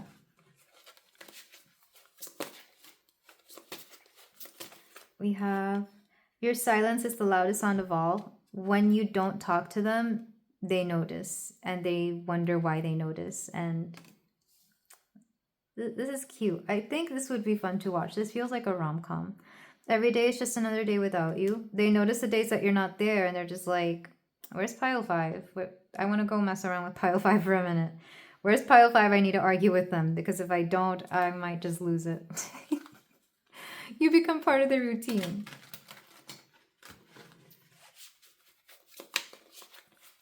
For some of you, I'm seeing this at the gym. Like maybe you both do very different exercises or you disagree on how to do something. Or you're just, I don't know. Water sign, Cancer, Scorpio, Pisces. So either of you could be this sign or you could meet during this time, the time of Cancer, Scorpio, or Pisces. I'm getting strong Scorpio. Scorpio would be the sign who likes to do playful banter here. Scorpio would be the sign who does like enemies to lovers because of the intensity. They would like that sort of intensity. Same thing with Pisces, just because Pisces, bless Pisces. I have a lot of Pisces in my chart. I have like my rising moon and Mars and Pisces. They love a good, they would fall in love with anybody, including people who would hate them or kind of hate them, who are annoyed by them. Very cute. A cute dynamic here. Okay, let's get one more. Oh, okay, 2 more came out. I'm emotionally unavailable. That's you, pile 5. I'll be honest, that is you. You are emotionally unavailable right now. I don't mean to call you out, and if it doesn't resonate, of course, you don't have to take it. But for a lot of you, for a lot of people in pile 5, I love you so much, and I need you to be honest. Are you emotionally unavailable right now? Because I feel like there's nothing wrong with that. Of course, you have to work on yourself, but maybe don't string this person along because it may feel like that after a while. Let's travel to unknown lands together. So this person, if they do ask you out on a date, they may want to take you out of town to somewhere special. It would feel like it wouldn't just be one date. They would want to do like a weekend getaway because they would want to spend like way more time with you. They would really want to get to know you. This person is very methodical in the way they date. It's like, I don't just want to go out for dinner. I want to go out to the beach, the mountains, a city, like something where they can get you to do things, like fun things, you know, things that you enjoy doing. If you both love the mountains, maybe they want to take you hiking. If you both love the beach, maybe they'll take you surfing. I don't know, whatever it is that you guys like to do or that you like to do. Back of the deck, I'm immature and selfish. All I ever see is myself. That's how they thought you were. That's how they thought you were. And it's odd. It's like, there's a lot of emotions in this. It's cute though. It's cute. Let's get the Cupid Says for more channeled messages. The Cupid Says Oracle deck for more channeled messages. For my pile 5. You two have a hard time letting each other go. I feel like if you ever do go out on a date, it would be one of those that's just like, you don't want it to end. So if it does end up being something besides like a weekend getaway, if it's just the one night, like you both are going to have a hard time letting each other go. We have, why am I crying? There's a sense of vulnerability here. I don't know who it is that cries here, but there's a sense of vulnerability with each other. Darling, this feels so right. And here you thought it would feel wrong, but it doesn't. I support your decision no matter what. And this could be in anything. It doesn't matter what the situation is. I feel like they would support you. And that's rather lovely because I feel like, to me, true love is not wanting somebody to choose whatever it is that you want to do. It's you allowing them to choose whatever they want and supporting them no matter what they do or say, or no matter what happens. This is something that I kind of wish I would see within parents a lot. Because like I said, both of you have wounds from your childhood that came from the expectations of your parents. Parents shouldn't be expecting, like, parents make love conditional to their children sometimes. And it's so unfortunate because I see it a lot. And this is why some kids go no contact with their parents. But the thing is, parents should be there for their kids no matter what. Like, it doesn't matter what the decision is. They made a vow, essentially, when that kid was born to see them through as much as they could through, I mean, not everything, but to be there for them, to love them unconditionally, and to raise them properly as a human. And there's something here about you two giving each other that. It's like maybe your parents weren't there for you, but this person is. It's weird that it's getting very deep when this is just supposed to be a crush reading, pile 5. Are you sure this is just a crush and not somebody that you're on and off dating? Heal yourself first. There's a lot about healing here. It could also be your person. I think if they were honest with themselves, they would do a lot of healing, and maybe they have. And then we have the end is near. Whatever the end... Let's get clarification on that. That's a little too ominous. I don't like that. We need to talk. Somebody here feels that this is going to end, and that's why they may need to talk. The talk may be that something here has to change, or that somebody here would like something more, or that somebody needs space. This connection is very interesting, and like I said, it's meant to change you for the better. And it might leave you a little confused, not gonna lie. There is something soulmate-y about this. Maybe twin karmic, whatever you want to call it. But you were meant to meet for a reason. And that's why you kind of have a crush on this person. And yeah, they have a crush on you back. But it's complicated because you both have complicated feelings and complicated, I guess, traumas. But this is where I leave it, pile 5. Thank you so much for letting me read for you. If you feel like doing so, you can like, comment, and subscribe. And I will see you in the next reading. Take care.